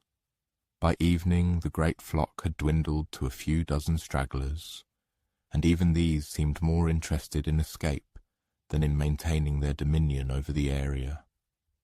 Heracles struck the castanets one last time, and the remaining birds flew off to distant mountains, their cries fading into the ensuing silence. The transformation of the swamp area was instantaneous and profound in its impact. As soon as the deadly birds departed, wildlife began to return almost immediately, as if summoned by an invisible conductor. Fish once again leapt in the lake's waters, causing ripples on the surface. Frogs, as if remembering their duties, began their evening chorus, filling the air with melodic croaking, and even cautious deer, overcoming years of fear, dared to approach the water's edge to quench their thirst. The natural balance, which had been disrupted for many years, was restored within just a few hours, demonstrating nature's remarkable capacity for self-healing. However, the true scale of Heracles' success only became apparent in the subsequent days, when news of the bloodthirsty bird's departure spread throughout the region. Farmers whose lands had long lain fallow now returned to their fields full of hope. Travellers once again dared to use roads previously considered deadly, and children who had never seen the lake without a shadow of fear were able to swim freely in its clear, sparkling waters for the first time in their lives, enjoying their newfound freedom. Returning to Tiryns, Heracles brought with him several metallic feathers, shed by the birds during their panicked flight. These feathers served not only as undeniable proof of his triumph, but also carried a deeper meaning. They were evidence that even the most entrenched and seemingly insoluble problems could be overcome through the right combination of wisdom, unwavering persistence, and, at times, divine assistance. This time King Eurystheus was unable to find any flaw in the completed labour. The birds were gone forever, the region was safe, and the task had been successfully completed through Heracles' own efforts and ingenuity. The king, albeit reluctantly, was forced to accept the evidence, unable to deny that the sixth labour had been brilliantly completed. But as Heracles prepared to leave the palace, he caught something unsettling in Eurystheus's demeanour. The king's disappointment at being unable to find fault with this labour had given way to a new, ominous resolve. Eurystheus was studying scrolls and maps with such intensity that it inevitably suggested the next trial would be even more dangerous and insidious than all the preceding ones. Standing in the palace courtyard and listening to the whispers of Eurystheus and his advisers, Heracles realized a bitter truth. His labours might have taught him important lessons, but they were also teaching his enemies how to create increasingly sophisticated and agonizing trials. The question that haunted him as he moved away from the palace was simple, yet no less oppressive. What would happen when wisdom and courage proved insufficient? What trial could test not only his physical abilities but his very understanding of what is even possible? Success in battling the Stymphalian birds filled Heracles with a confidence he had not felt since the beginning of his labours. He had learned to skillfully combine brute force with strategic thinking, to graciously accept divine aid, and most importantly, to find solutions that not only destroy, but also restore. However, standing once more before Eurystheus's bronze chamber, he sensed that this hard-won wisdom was about to be tested in entirely new, unprecedented ways. "Your seventh labour," Eurystheus announced, his voice barely containing malice, "will take you far from Greece. You must go to the island of Crete and capture the bull that terrorizes King Minos and his people. Bring it back alive and unharmed." At first glance, this might have seemed a straightforward enough assignment. Another capture mission, similar to those with the boar or the hind, but Eurystheus knew exactly what he was asking, and the insidious smile in his voice suggested that this task held complications that would not become apparent until Heracles had already embarked upon it. The Cretan bull was no ordinary animal. It was the very magnificent creature that Poseidon, god of the sea, had sent from the ocean depths years ago as a sign of divine favour to King Minos. White as the foam on the ocean waves and indescribably beautiful, it was meant for sacrifice in honour of the sea deity. However, Minos, captivated by the bull's exceptional beauty, decided to keep it for himself, sacrificing a lesser animal instead. Poseidon's wrath, provoked by this deception, transformed the bull from a creature of divine beauty into something far more dangerous. Still magnificent in appearance, it now possessed the strength to demolish buildings, the speed to outrun horses, and a temperament so unpredictable that it attacked without warning or apparent reason. The journey to Crete provided Heracles with time for deep reflection on the broader implications of this labour. For the first time he was being sent beyond mainland Greece, away from familiar territories and established support systems. If something went wrong, if he were injured or needed help, he would find himself entirely dependent on strangers in a foreign land. However, the sea voyage also granted him something he had not experienced in months: solitude and peace.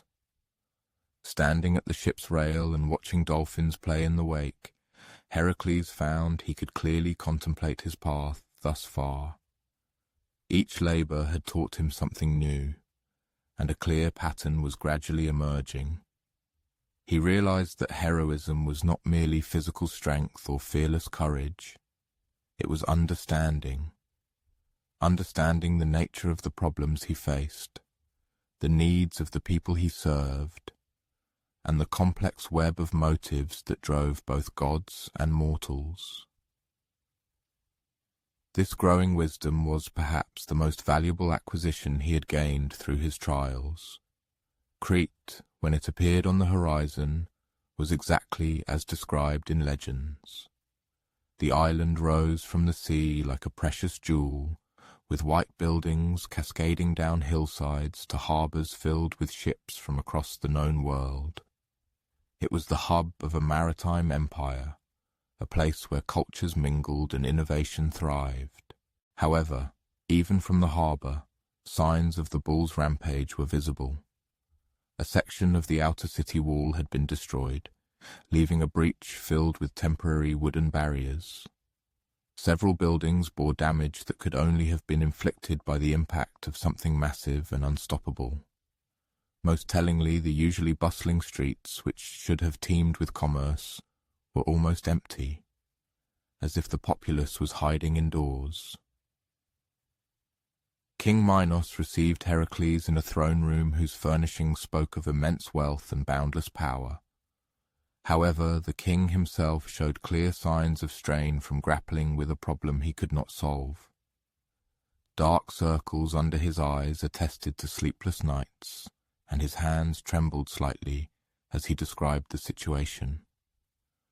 "The bull appears without warning," Minos explained, his voice taut with frustration. "Sometimes it is calm for days, peacefully grazing in our fields. Then, suddenly, it becomes a force of pure destruction. It has destroyed 3 granaries, wiped out the main bridge into the city, and killed 7 of our finest warriors who tried to subdue it." From Minos's account, it became evident that the bull's unpredictability was its most dangerous characteristic. Unlike other creatures Heracles had faced, this one could not be tracked or predicted. It could spend a week behaving like an ordinary animal, and then suddenly rampage through populated areas with devastating force. Heracles spent several days observing the bull from a safe distance, trying to discern a pattern in its behavior. What he discovered deeply troubled him. There was no pattern. The creature seemed to switch between peaceful grazing and destructive rage based on internal triggers that no external observer could predict or influence. But on the 4th day of observation, Heracles witnessed something that fundamentally changed his understanding of the entire situation. He watched the bull grazing quietly in a meadow when a group of children, ignoring their parents' warnings, approached closer to see the famous creature. Instead of attacking, the bull allowed them to draw near. It even seemed to enjoy their attention, lowering its large head so they could pet its soft white muzzle. For almost an hour, the scene was perfectly peaceful. Children played. Perhaps with the most dangerous animal in the entire Mediterranean. Then, without any apparent external trigger, something shifted in the bull's demeanor. Its eyes, which had been calm and intelligent, suddenly flared with rage. The children, sensing the change, fled in terror as the bull began to smash everything within reach. Trees, rocks, even the stone wall bordering the meadow. Watching this transformation, Heracles began to understand what he was truly facing. This was not merely a vicious animal.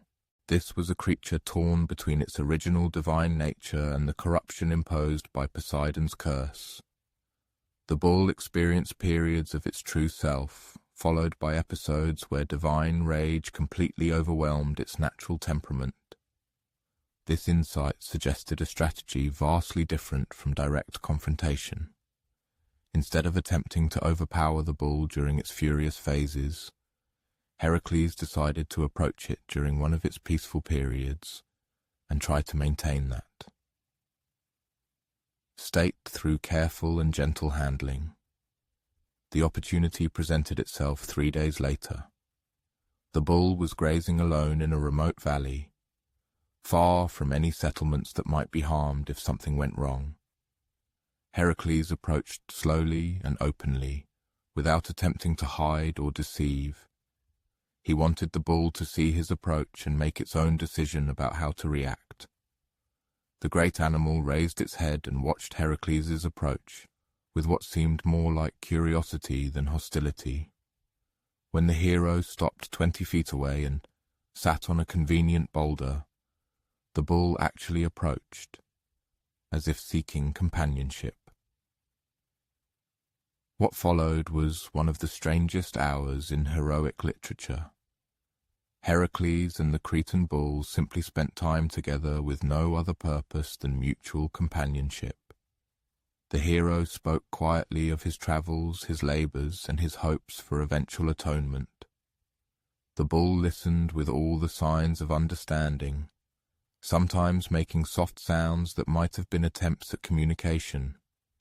It was during this period of calm that Heracles made his move, one far removed from conventional methods of coercion or brute force. Instead of resorting to ropes or a display of his immense power, he addressed the bull with a sincere and simple request.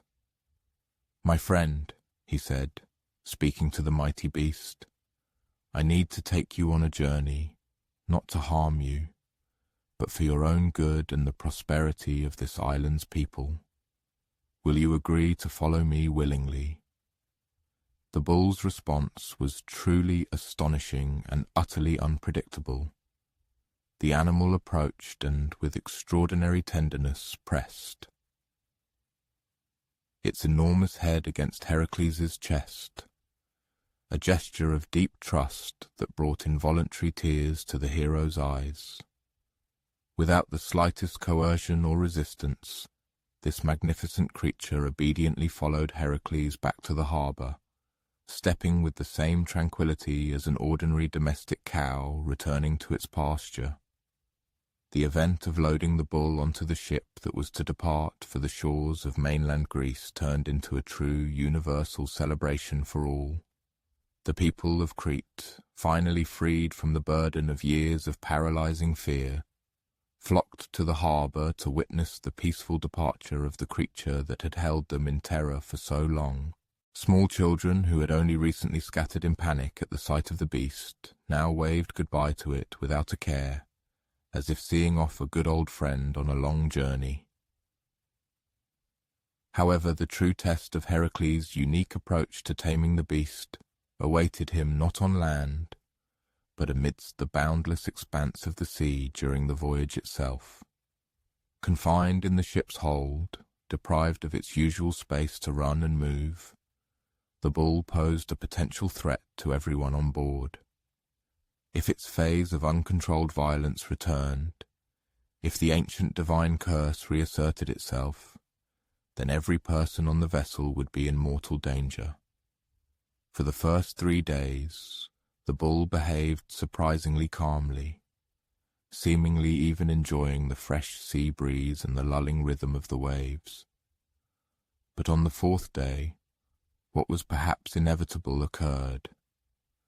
Suddenly the bull's eyes flashed with a familiar, terrifying rage, and it began to desperately try to break free from its strong bonds, shaking the deck with its might. However, this time, instead of retreating or preparing for a fierce battle, Heracles did something completely unexpected. He approached the enraged animal and began to hum a soft, almost silent melody, the same lullaby his mother had once sung to him when he was a very young child. The effect of Heracles' unusual action was not immediate, but it was absolutely unmistakable. With each note, the bull's struggle became less furious. Its movements lost their former wildness. The mighty beast's breathing slowed, deepened, and calmed, and its eyes gradually returned to their normal, thoughtful expression. The divine rage, like a retreating wave, left it, giving way to the creature's true, peaceful nature. Upon arrival in Tiryns, Heracles presented the Cretan bull to Eurystheus, not as a captured and dangerous monster, but as a completely transformed creature, capable of peaceful coexistence with humans. This demonstration proved extremely convincing. The bull allowed itself to be led to a temporary enclosure without resistance and showed no signs of the wild violence that had so long terrorized the island of Crete. This time, Eurystheus had absolutely no grounds to reject the successfully completed labor. The bull had been captured alive and unharmed, safely delivered to mainland Greece, and handed over in a state that posed no threat to anyone. Heracles' seventh labour was indisputably and triumphantly completed. However, as Heracles prepared to leave the royal court, he could not help but notice the shrewd and calculating glint in his cousin's eyes. King Eurystheus, it seemed, had begun to realize that conventional trials and mundane tasks were no longer capable of breaking his increasingly skilled and capable relative. It was becoming evident that all subsequent labours would have to test not only Heracles' physical capabilities, but also touch the very depths of his soul. Standing in the tranquil courtyard and watching the Cretan bull peacefully graze alongside the once fierce but now transformed Erymanthian boar, Heracles reflected on how much he had learned about the immense power of patience and deep understanding. Yet, deep in his heart, he knew that these seemingly softer lessons were merely preparing him for trials that would demand all the wisdom he had accumulated from his previous labours. The question that relentlessly pursued him in his quiet, contemplative moments was simple in its phrasing, yet terrifying in its essence. What would happen when understanding and compassion alone proved insufficient? What trial could break even a hero who had learned to see the divine spark in every creature he encountered on his path? The serene sight of Diomedes' formerly man-eating mares peacefully grazing alongside other transformed creatures in the royal stables drove Eurystheus to a new level of frustration. His cousin was not merely completing impossible tasks, he was fundamentally transforming the very nature of what it meant to be monstrous. If this continued, Heracles might indeed achieve the redemption he sought. This was unacceptable to both Eurystheus and Hera. From the depths of his bronze chamber, the king's voice resonated, imbued with a note of desperate malice and veiled animosity. "Your next, 8th labour," he announced, "will take you to Thrace, to the grim kingdom of King Diomedes. You must abduct his 4 mares and deliver them to me. But remember, these are no ordinary horses. They are the fiercest and most bloodthirsty creatures on earth, for Diomedes systematically feeds them human flesh to maintain their immense strength and untamed savagery." The full weight and depravity of this assignment struck Heracles like a crushing physical blow. For the first time in all his labours, he was asked not to capture or kill a monster, but specifically to steal. But an even more disturbing fact was that he was being sent face to face with creatures that were not merely wild, but intentionally and systematically corrupted by human cruelty, fed on the flesh of human victims. Here it was no longer about taming natural monsters or solving mythological problems. This was a direct confrontation with pure, man-made evil, and what was even more challenging, finding a way to somehow atone for it.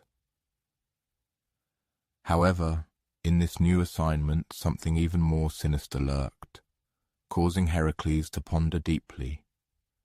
Diomedes of Thrace was known throughout Greece as one of the most ruthless and cruel tyrants. This was a man who, rumour had it, delighted in torture and treated human life with utter contempt, as something commonplace and worthless. Thus, the mares were not merely wild and dangerous animals. They were living instruments of his sophisticated cruelty, fed on the flesh of his enemies and countless innocent victims. As Heracles began to prepare for the upcoming journey to Thrace, he made a decision that would later prove crucial to the successful outcome of the entire labour.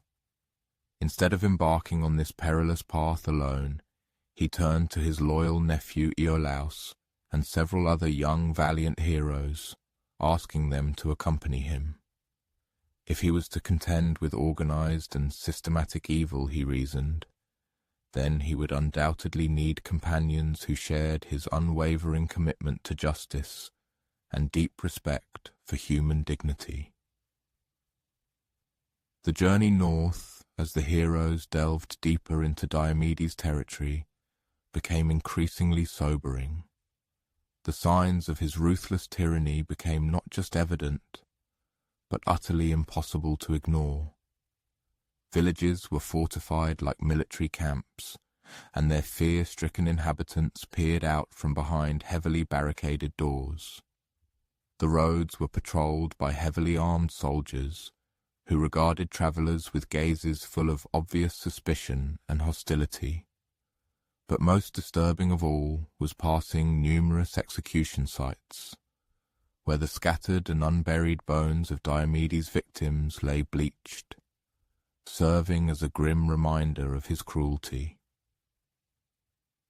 Diomedes' palace, when they finally reached it, turned out not to be a magnificent residence, but a grim fortress, designed to inspire terror and intimidation rather than to awe with its beauty. Its black stone walls rose sheer from the surrounding plain, topped with sharp iron spikes. The main gates were ominously flanked by the severed heads of recent victims, left to rot for public display as a terrifying warning to anyone who dared to oppose the cruel king's will. However, the true horror of what Heracles was to face was fully revealed in the stables. Diomedes' 4 famed mares were kept in a specially built enclosure, surrounded by impenetrable walls 20 feet high. From this sinister structure emanated an unbearable stench of death and decomposition, and the ground within was strewn with human bones, gnawed clean by the horses' sharp teeth. The mares themselves were a sight both magnificent and terrifying. They were significantly larger than ordinary horses, and their eyes burned with an ominous intelligence and undisguised malice. Watching the mares greedily devour the fresh meat brought by Diomedes' servants, Heracles realized with piercing clarity that he was confronting something absolutely unprecedented in all his labors. These were not merely creatures corrupted by an ancient divine curse, or animals driven mad by supernatural otherworldly influence. These were creatures that had been systematically and deliberately perverted by human cruelty, trained to crave the flesh of his own kind. That same evening, as Heracles and his companions made camp outside the city, a group of refugees approached them. People who had managed to escape Diomedes' tyranny and now eked out a miserable existence as exiles in the desolate wilderness. Their leader, an elderly man named Abder, recounted stories of such unimaginable cruelty that even the battle-hardened heroes felt a deep revulsion. "He feeds them anyone who displeases him," Abder explained, his voice muffled by horrific memories. "Political prisoners, debtors who can't pay, sometimes just people who dared to cast a wrong glance at him. The mares, over time, learned to associate human screams with feeding time. They get wildly excited when they hear people shriek in fear." However, Abder also shared important information regarding the care and handling of these monstrous horses. Despite their deep corruption, they were still horses, with their inherent needs and instincts. They had favorite foods besides human flesh, preferred resting places, and even individual temperaments. This knowledge gave Heracles hope that redemption for these unfortunate creatures was still possible. The plan, devised through long night discussions, proved to be extremely complex and incredibly dangerous. Instead of limiting themselves to simply stealing the mares, the heroes decided to attempt to liberate the entire city from Diomedes' tyrannical rule.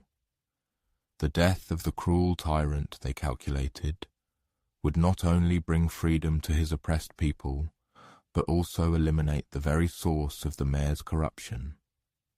However, this meant that Heracles would have to fight not only wild, bloodthirsty monsters, but also confront an entire system of organized evil that was firmly entrenched in this kingdom. The attack began at dawn, as Heracles and his companions simultaneously stormed the palace and the stables. While the other heroes desperately fought Diomedes' numerous guards in the main square, Heracles alone burst into the mayor's enclosure. In his hands were not weapons, but primitive yet vital food, sweet apples and fresh grain which he hoped might awaken in the corrupted horses memories of their true original nature. The confrontation with the mares proved utterly unlike any previous challenge Heracles had ever faced. These creatures did not merely wish to kill him, they sought to devour him, and their attack was driven by pure, cannibalistic hunger. They lunged at him with bared teeth, their eyes burning with primal, predatory malice. However, Heracles did not resist in the usual sense. Instead, he swiftly leapt aside and scattered grain and apples on the ground. The mares, expecting the usual bloody feast of human flesh, found themselves faced with an unexpected choice between their acquired, perverted craving and their deeply buried natural instincts. For a moment they froze in clear confusion, their nostrils flaring as they tried to process the unfamiliar yet enticing scent of ordinary horse feed. One of them, perhaps less thoroughly corrupted by human cruelty than the others, cautiously approached the scattered apples. She sniffed them distrustfully, then took a timid, tentative bite. The sweetness of the fruit seemed to awaken something that had lain dormant for years, a vague yet powerful memory of what horses should actually eat and what their true nature was. However, this moment of triumphant progress was abruptly interrupted by the sudden appearance of Diomedes himself. The tyrant, like an enraged monster, breached the defences and stormed into the stable area, his fury blazing over the audacious theft of his invaluable property. In his hand, a whip studded with iron spikes gleamed ominously, an instrument he had used countless times to drive the mares into a frenzy. "Did you imagine you could steal from me?" Diomedes roared, brandishing the whip above his head. "I will feed you to them piece by piece, and they will be grateful for the meal." The ensuing events unfolded with shocking speed and horrifying brutality. Diomedes brought the whip down on Heracles, but the hero, possessing immense strength, caught it barehanded. The iron spikes dug deep into his palm, yet he did not loosen his grip. Instead, Heracles sharply pulled the tyrant toward him, throwing him off balance and rendering him vulnerable. The ensuing struggle was short but decisive. Diomedes, for all his ferocity, proved no match for one possessing Heracles' strength and combat training. Moments later, the tyrant lay unconscious on the floor of his stable, surrounded by the mares he had so long used as instruments of terror. But it was what happened next that revealed the true essence of this labour. The mares, seeing their tormentor helpless, approached him with clear intent. They had been trained to perceive human weakness as an invitation to feast, and Diomedes had provided them with countless victims over the years. Heracles found himself facing a terrible choice. He could stop the mares, protecting even this villain from the fate he had imposed on so many others. Or he could allow justice to take its natural course, letting the tyrant experience exactly what he had inflicted upon his victims. The decision, when it came, stemmed from all his experience. Heracles understood the nature of heroism and atonement. He stood between the mares and the fallen tyrant. His goal was not to protect Diomedes, but to prevent the horses from further defiling themselves with human flesh. "No," he told them firmly, spreading his arms to block their path. "You are horses, not monsters. You eat grass, grain, and apples, not the flesh of men. Remember who you truly are." This intervention worked partly due to Heracles' commanding presence, and partly because the earlier taste of apples had awakened the mare's dormant instincts. They recoiled from the unconscious tyrant, though they continued to look at him with clear hunger. With Diomedes defeated and his guards scattered, the liberation of the city happened swiftly. Refugees returned from the wilderness to reclaim their homes. Political prisoners were released from the palace dungeons. And, most importantly, the systematic feeding of human flesh to the mares was immediately halted. However, Heracles understood that simply removing the source of corruption would not instantly heal creatures that had been perverted for years. The journey back to Tiryns became an extensive rehabilitation program, during which Heracles and his companions patiently worked to re-educate the mares in proper equine behavior. This process was neither quick nor easy. The mares still showed flashes of their former savagery. They sometimes continued to look at humans with hunger rather than trust, but gradually, through consistent kindness and proper food, they began to remember who they were meant to be. Young Abder, who had joined their company as an expert in mare care, played a crucial role in this rehabilitation. He seemed to possess an innate understanding of horses, and under his patient guidance, the mares began to show signs of true healing. By the time they reached Tiryns, their transformation was remarkable. The mares still bore the physical signs of their corruption. They were larger and stronger than ordinary horses, with unusually sharp teeth, but their behavior had become recognizably equine. They grazed peacefully, responded to gentle handling, and showed no interest in human flesh.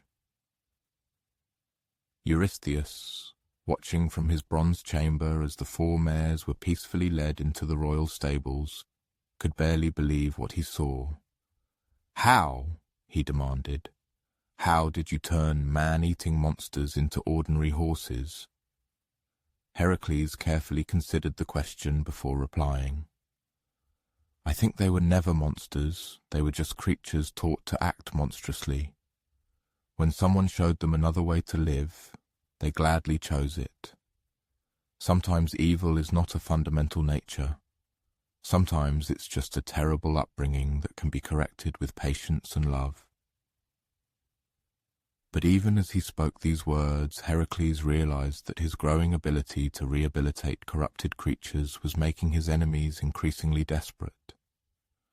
The look in Eurystheus's eyes suggested that future labors would test not only his strength or wisdom, but his very commitment to the belief that any creature could be redeemed. And somewhere in the shadows, Hera watched and plotted, understanding that direct corruption might not be enough to break this hero who found light, even in the deepest darkness. What trial could shake one who had learned to see the spark of divinity even in the most perverted creations? The sight of Diomedes' formerly man-eating mares, peacefully grazing alongside the other transformed creatures in the royal stables, drove Eurystheus to a new level of frustration. His cousin was not simply completing impossible tasks. He was transforming the very nature of what it meant to be monstrous. If this continued, Heracles might indeed achieve the redemption he sought. This was unacceptable to both Eurystheus and Hera. This time, when the king's voice echoed from his bronze chamber, it carried a note of calculated cruelty that made even the guards nervous. "Your 9th labor will test whether your newfound wisdom extends to matters of diplomacy and honor. You must go to the land of the Amazons and obtain the golden girdle of their queen, Hippolyta, This girdle is a gift from Ares himself, and the queen will not part with it willingly. The implications of this assignment immediately became clear to Heracles. Unlike his previous labours, which involved creatures that could be fought or negotiated with according to their nature, this task placed him in potential conflict with an entire civilization of warrior women known for their skill, bravery, and fierce independence. The Amazons were not monsters to be tamed or problems to be solved. They were people with their own culture, values, and a legitimate right to their property. But there was another aspect of this trial that troubled Heracles even more deeply. Hippolyta's girdle was not merely an ornament. It was a symbol of her authority, blessed by the god of war himself. To take it would be tantamount to stripping the queen of her crown, an act that would humiliate her before her people and potentially destabilize their entire society. As Heracles prepared for this journey, he made a decision that reflected how much he had learned from his previous labors. Instead of traveling with warriors who might view the Amazons as enemies to be conquered, he chose companions known for their diplomatic skills and respect for other cultures. This was to be a mission of negotiation, not conquest.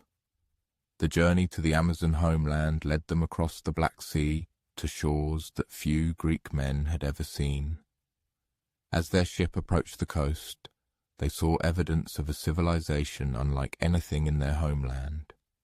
The cities were built with both beauty and defense in mind, showcasing the influence of warrior architects who understood that strength and elegance could coexist. But it was their first encounter with the Amazons themselves that truly impressed Heracles and his companions. A squadron of mounted warriors intercepted their ship when it was still a mile offshore. These women moved with a precision and confidence that spoke of lifelong training and absolute trust in their abilities. Their leader, a tall woman with intricately braided hair and scars that told stories of countless battles, addressed them in accented but fluent Greek. "I am Antiope, sister of Queen Hippolyta," she announced, her voice carrying the authority of one accustomed to being obeyed. "State the purpose of your presence in our waters, Greeks. Are you here as merchants, diplomats, or enemies?" Heracles replied with the formal courtesy befitting a representative of a sovereign nation. "I am Heracles of Thebes, and I have come to request an audience with your queen on a matter of great personal importance to me. I bring gifts as a sign of respect and ask only for the opportunity to present my case." This diplomatic approach clearly surprised Antiope, who had likely rarely encountered Greek men capable of addressing Amazons as equals. After a moment's consideration, she granted them safe passage to the capital. Though Heracles noted they were escorted by enough warriors to handle any treachery, the Amazon capital was a revelation. Unlike Greek cities where women's quarters were hidden from public view, here women held all positions of power and respect. The architecture reflected their values, buildings that were both functional and beautiful, designed by people who saw no conflict between martial prowess and aesthetic sense. Queen Hippolyta received them in her throne room, a space that skillfully blended grandeur with a sense of intimacy. She proved younger than Heracles had imagined, perhaps only a few years his senior, yet her bearing exuded the unwavering confidence of one who had never doubted her right to supreme authority. At her waist gleamed the famous girdle of Ares, not flashy or ostentatious, but an undeniably outstanding example of divine craftsmanship. What unfolded next was one of the most unusual dialogues ever recorded in the annals of heroic deeds. Instead of immediately stating his demands or proposals, Heracles chose to recount his entire story to Hippolyta, the tragic chain of events that led him to undertake these labors, the valuable lessons learned from each trial endured, and his gradually strengthening realization of the true meaning of serving others. Hippolyta listened with the concentration of a ruler accustomed to making momentous decisions, sometimes based on incomplete data. When Heracles concluded his narrative, she posed a series of penetrating questions that testified not only to her sharp mind, but also to a genuine interest in his spiritual development. "So you seek this girdle not as a trophy taken in a campaign of conquest," she summarized, "but as a symbol of what you have learned to achieve through respect, not brute force. You ask me to aid you in demonstrating that you have transformed from a man who once solved all his problems with a club." The accuracy of her assessment struck Heracles deeply. Although he had not phrased his request in such specific terms, the queen had managed to grasp the deeper, hidden meaning of what he sought.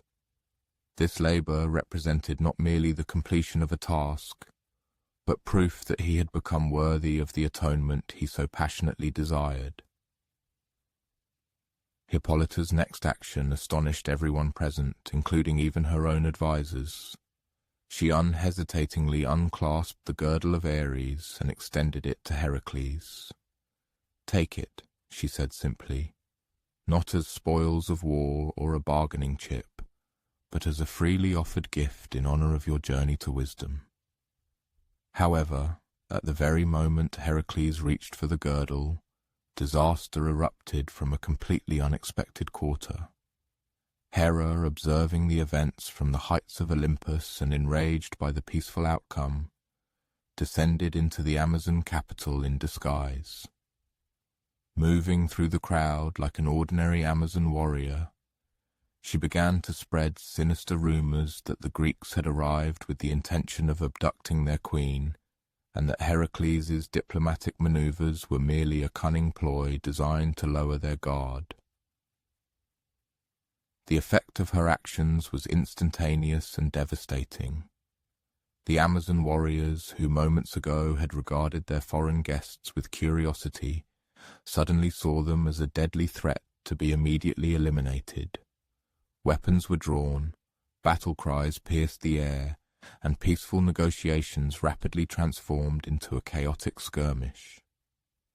In this general confusion, Heracles found himself facing an impossible choice. He could use his overwhelming strength to fight his way out, likely killing several Amazons in the process. Or he could attempt to protect Hippolyta, striving to restore order, risking not only his own life but also the lives of his companions. What he actually did was a vivid reflection of everything he had learned about the nature of true heroism. Instead of drawing his weapon, he leapt between Hippolyta and the advancing warriors, using his own body as a shield, and shouted, urging everyone to cease fighting. "This is madness," his voice boomed, cutting through the din of battle. "We came here in peace. Queen Hippolyta has honored us with her trust. Do not let a stranger's lie destroy what we have built together." But in the chaos of battle, words alone were not enough. An Amazonian spear, thrown by a warrior convinced she was defending her queen, struck Hippolyta in the shoulder. The wound was not fatal, but the sight of their ruler's blood enraged the Amazons with a fury that no rational argument could quell. The ensuing battle was unlike any of Heracles' previous labors. He was fighting not monsters or wild beasts, but skilled women warriors defending their homeland from what they perceived as a deadly threat. Each Amazon he faced was someone's daughter, sister, or friend, a person with her own hopes, fears, and legitimate reasons to fight. Heracles and his companions fought with desperate restraint, striving to disarm rather than kill their opponents. aiming to create enough space for retreat rather than achieving complete victory. However, the Amazons showed no such mercy, convinced they were fighting for their queen's life and their nation's independence. Ultimately, Hippolyta herself ended the battle. Despite her wound, she struggled to her feet and ordered her warriors to cease fighting. "Enough," she exclaimed, her voice carrying the absolute authority of a queen. "I gave this man my girdle willingly. The attack on me came from treachery within our own ranks, not from our guests." The Amazons reluctantly lowered their weapons, though many continued to regard the Greeks with clear suspicion. The sudden silence was broken only by Hippolyta's footsteps as she approached Heracles, and once again placed the girdle in his hands. But now it came to him, not as a gift between friends, but as compensation for the tragedy that divine manipulation had imposed on them both. "Take it and go," she said softly, her voice filled with sorrow. "You came here with honor and fought with restraint when you could have chosen slaughter.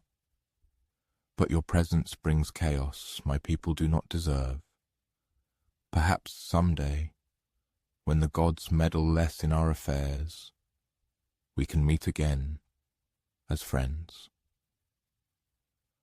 The journey back to Tiryns passed in grim silence, marked by deep reflection on how quickly trust can be shattered and how divine intervention can cloud even the noblest intention.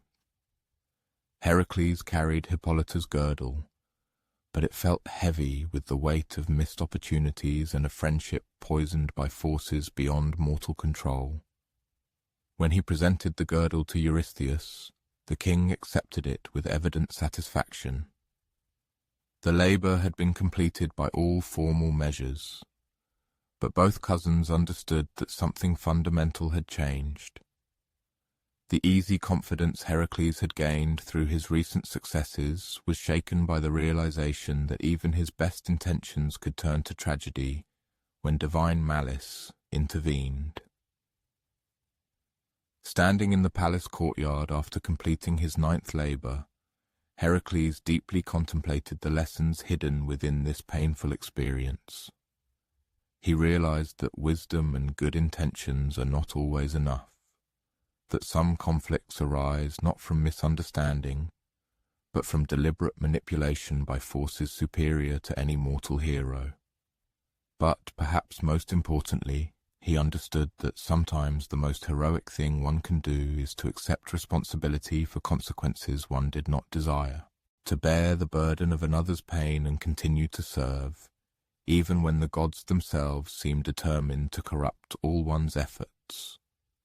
The question that haunted him as he prepared for his 10th labor was this: how to maintain hope and honor when the very forces meant to uphold justice seek to destroy it. The weight of Hippolyta's girdle seemed to grow heavier with each passing day after Heracles' return from the land of the Amazons.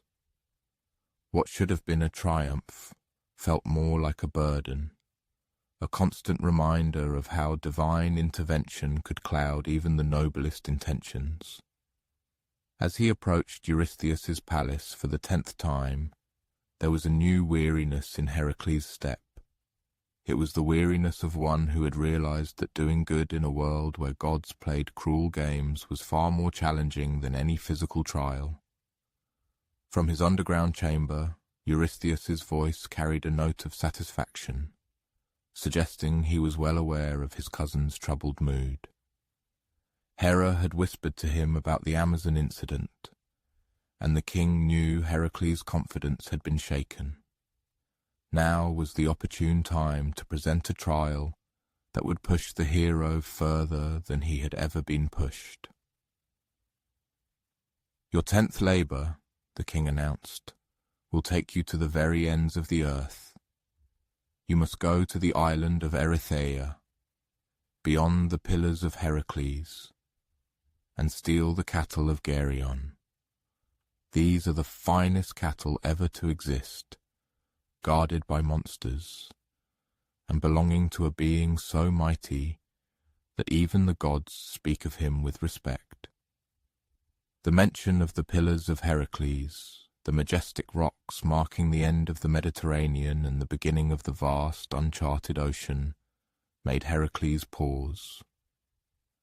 This was not merely about distance, though the journey would be the longest he had ever undertaken. It was about entering a realm that existed outside the ordinary world, where different rules applied and familiar protections might prove useless. Geryon himself was a creature of myth and nightmare, born from the union of divine and monstrous bloodlines. He possessed 3 bodies from the waist up, each with its own head, arms, and will. These 3 aspects were not always in agreement with each other, which made Geryon both more and less dangerous than an ordinary foe. One could overcome one of his bodies, only to find the other 2 even more resolutely bent on destruction. But it was the guardians of Geryon's herd that posed the greatest immediate danger. Orthrus, the 2-headed dog, brother to Cerberus himself, and almost as deadly. He could attack from 2 directions simultaneously, and his bite carried venom capable of felling even divine beings. Then there was Eurytion, the herdsman, a man so skilled with weapons that he never lost a fight, and so devoted to his master that he would rather die than allow anyone to harm the cattle under his care. Pondering the upcoming 10th labor, Heracles found himself facing fateful decisions that would not only determine the strategy for completing the immediate task, but also deepen his understanding of the essence of heroism in a world where deities regularly interfered in earthly affairs. The question arose, should he embark on this, perhaps suicidal, journey alone, or should he assemble an entire army, transforming the labor into a full-fledged military campaign? Or perhaps there was a middle path, capable of combining the necessity of successfully completing the mission with his growing desire to minimize harm to others. The hero's choice vividly demonstrated how much wiser he had become after previous trials. He decided to travel to Erythea alone, but to prepare for the journey with the same thoroughness that had ensured his recent triumphs. This was not a reckless plunge into danger, but a methodical approach to what might prove to be the deadliest trial of his life. The path to the Pillars of Heracles led through lands that became increasingly exotic as he moved away from familiar Greek territories. The people he met spoke unknown languages, worshipped unfamiliar gods, and followed customs that seemed almost incomprehensible to one raised in Hellenic culture. But it was only upon reaching the majestic cliffs that marked the edge of the known world that Heracles truly grasped the scale of the undertaking. The Pillars of Heracles rose like colossal legs from the wine-dark sea, and beyond them stretched an ocean so vast that it seemed to curve into nothingness. Somewhere in that boundless void lay Erythea, and on that island grazed the cattle that represented his 10th labor. The problem of covering such a colossal distance by ordinary means seemed insurmountable until Heracles recalled a detail from his childhood lessons. Helios, the sun god, daily traversed the sky in a golden cup, capable of soaring through both air and water. Each evening this cup carried the weary god around the world's edge, so that he could begin his journey anew the next morning. The plan that emerged from this memory was audacious to such an extent that it surpassed all of Heracles' previous schemes. He decided to wait until Helios had completed his daily journey, and then ask the sun god for his cup for his own voyage to Erythea. This request bordered on blasphemy. Mortals usually did not dare to make such demands of powerful deities.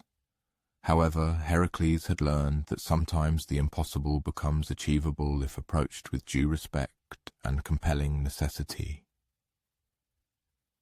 The encounter with Helios occurred at sunset, on the westernmost cliff of the Pillars. As the sun god prepared to begin his nocturnal journey around the world's edge, Heracles approached him with the formal courtesy befitting a divine being, but also with the confidence of one who had learned to treat the gods as powerful allies, rather than unapproachable authorities.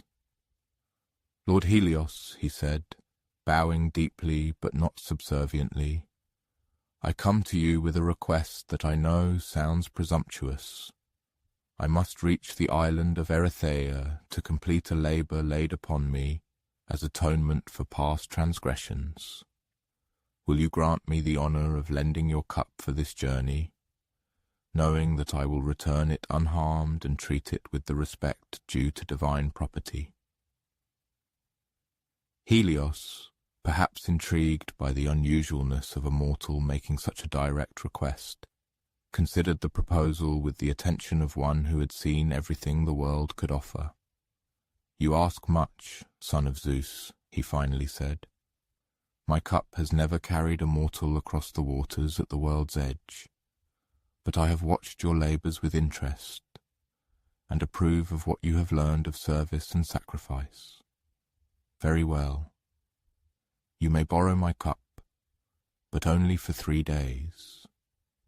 If you do not return by then, you will remain in waters no mortal was meant to sail." Helios's golden cup was a marvel that defied all notions of how watercraft should function. It responded to thought rather than physical manipulation, moved by divine power rather than wind or oars, and somehow protected its passenger from the crushing forces that should have annihilated any mortal daring to enter the realm of the gods. The journey across the outer ocean was incomparable to anything Heracles had ever experienced. Here, at the edge of creation, ordinary laws seemed to be suspended. Sea creatures the size of islands swam past the cup, showing no interest in this strange guest in their domain.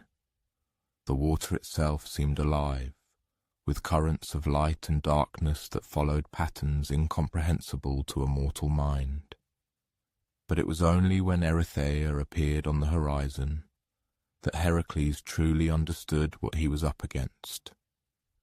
The island was not merely a piece of land. It was a world unto itself, with its own weather, its own laws of nature, and its own relationship with the divine forces shaping reality. Geryon's cattle grazed on grass that glowed with an inner light, drank from streams that flowed uphill, and moved with a grace that spoke of creatures touched by a power transcending the mortal realm. The confrontation with Orthrus occurred first, as Heracles expected. The two-headed dog emerged from the mystical landscape like a piece of living shadow, each head snarling with fury at this intrusion into its master's domain. But Heracles had learned a lesson from his battle with the Hydra, and he knew that multi-headed creatures required a different tactic than ordinary enemies. Instead of attempting to fight both heads simultaneously, Heracles used his speed and intellect to keep them focused on each other. By positioning himself so that each head had to attack across the other's line of sight, he turned Orthrus's advantage into a disadvantage. The dog became confused, unsure which head should lead the attack, and in that moment of hesitation Heracles struck with his club. Orthrus's defeat caused Eurytion to flee, and here Heracles faced a different kind of trial. The herdsman was not a monster to be vanquished or a creature to be tamed. He was a man performing his duty, protecting property lawfully belonging to his master. The ensuing battle unfolded between two skilled warriors, each committed to his sense of duty. But Heracles had learned an important lesson from his encounter with the Amazons. Sometimes the most honorable approach also proved to be the most practical. Instead of attempting to kill Eurytion, he focused on disarming the herdsman and creating enough space to complete his mission without unnecessary bloodshed. The confrontation with Geryon himself proved to be the strangest battle in Heracles' career. Fighting an enemy with 3 bodies required constant adaptation, as each aspect of the monster brought different strengths and strategies to the fight. One body might be skilled with weapons, another might rely on brute force, and a third might employ cunning and distraction. But Heracles had learned to observe his enemies carefully, and he noticed something important about Geryon's nature. The 3 bodies did not always coordinate perfectly. Sometimes they worked at cross purposes, each attempting to implement its own strategy without consulting the others. This lack of perfect unity became the key to victory. By forcing Geryon to fight in a confined space where the 3 bodies hindered each other's movements, Heracles turned the monster's greatest strength into a weakness. The battle concluded not with a dramatic final blow, but with Geryon collapsing from exhaustion and discoordination, his 3 aspects too weary and confused to effectively continue the struggle.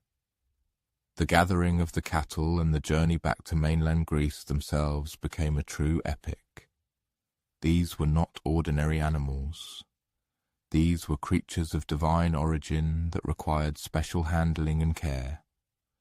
The return journey, driving a herd of mystical cattle across the continent, avoiding bandits and monsters that were inevitably attracted to such valuable creatures, tested all the skills Heracles had developed. But it was during this long journey home that Heracles made a discovery that would influence all his remaining labors. Geryon's cattle, despite their mystical nature, were inherently peaceful creatures. They did not want to fight or cause trouble. They simply wanted to graze and live according to their nature. The violence associated with them came not from their own temperament, but from the conflicts surrounding the ownership of such valuable property. When Heracles finally presented the cattle to Eurystheus, the king's reaction was instantaneous and telling. Instead of keeping the animals for himself, he ordered them sacrificed to Hera, transforming what should have been a celebration of successful completion into a ritual of divine appeasement. The cattle, which had peacefully followed Heracles across continents and oceans, were destroyed to satisfy the same goddess who had orchestrated all his suffering. Standing in the royal courtyard and watching the smoke rise from the sacrificial fires, Heracles confronted a truth he had been avoiding. His labors were not actually about completing tasks or proving his worth. They were about feeding Hera's appetite for revenge, and no amount of success or wisdom would ever satisfy her thirst for his humiliation. This realization might have broken an earlier version of Heracles, but the hero who had traveled to the ends of the earth and back had learned something important about the nature of service and sacrifice. Sometimes the most important victories are invisible to those who judge them, and sometimes the greatest heroism lies in continuing to serve, even when those you serve are unworthy of your sacrifice. On the threshold of his 11th great deed, the legendary Heracles was not merely relying on the glorious lessons of his previous triumphs. He had also gained a significantly deeper understanding of the true essence of the struggle he was waging. At this point in his journey, superficial honors or external absolutions ceased to be the key factor. He no longer craved Eurystheus's approving nod, nor the condescending forgiveness of the almighty Hera, whose hostility had pursued him for so long. On the contrary, a firm conviction had taken root in his heart. He himself, through his deeds and inner growth, was transforming into a person truly worthy of the long-awaited redemption he so yearned for. And this inner transformation, this profound change in his spirit, was independent of external recognition or judgment.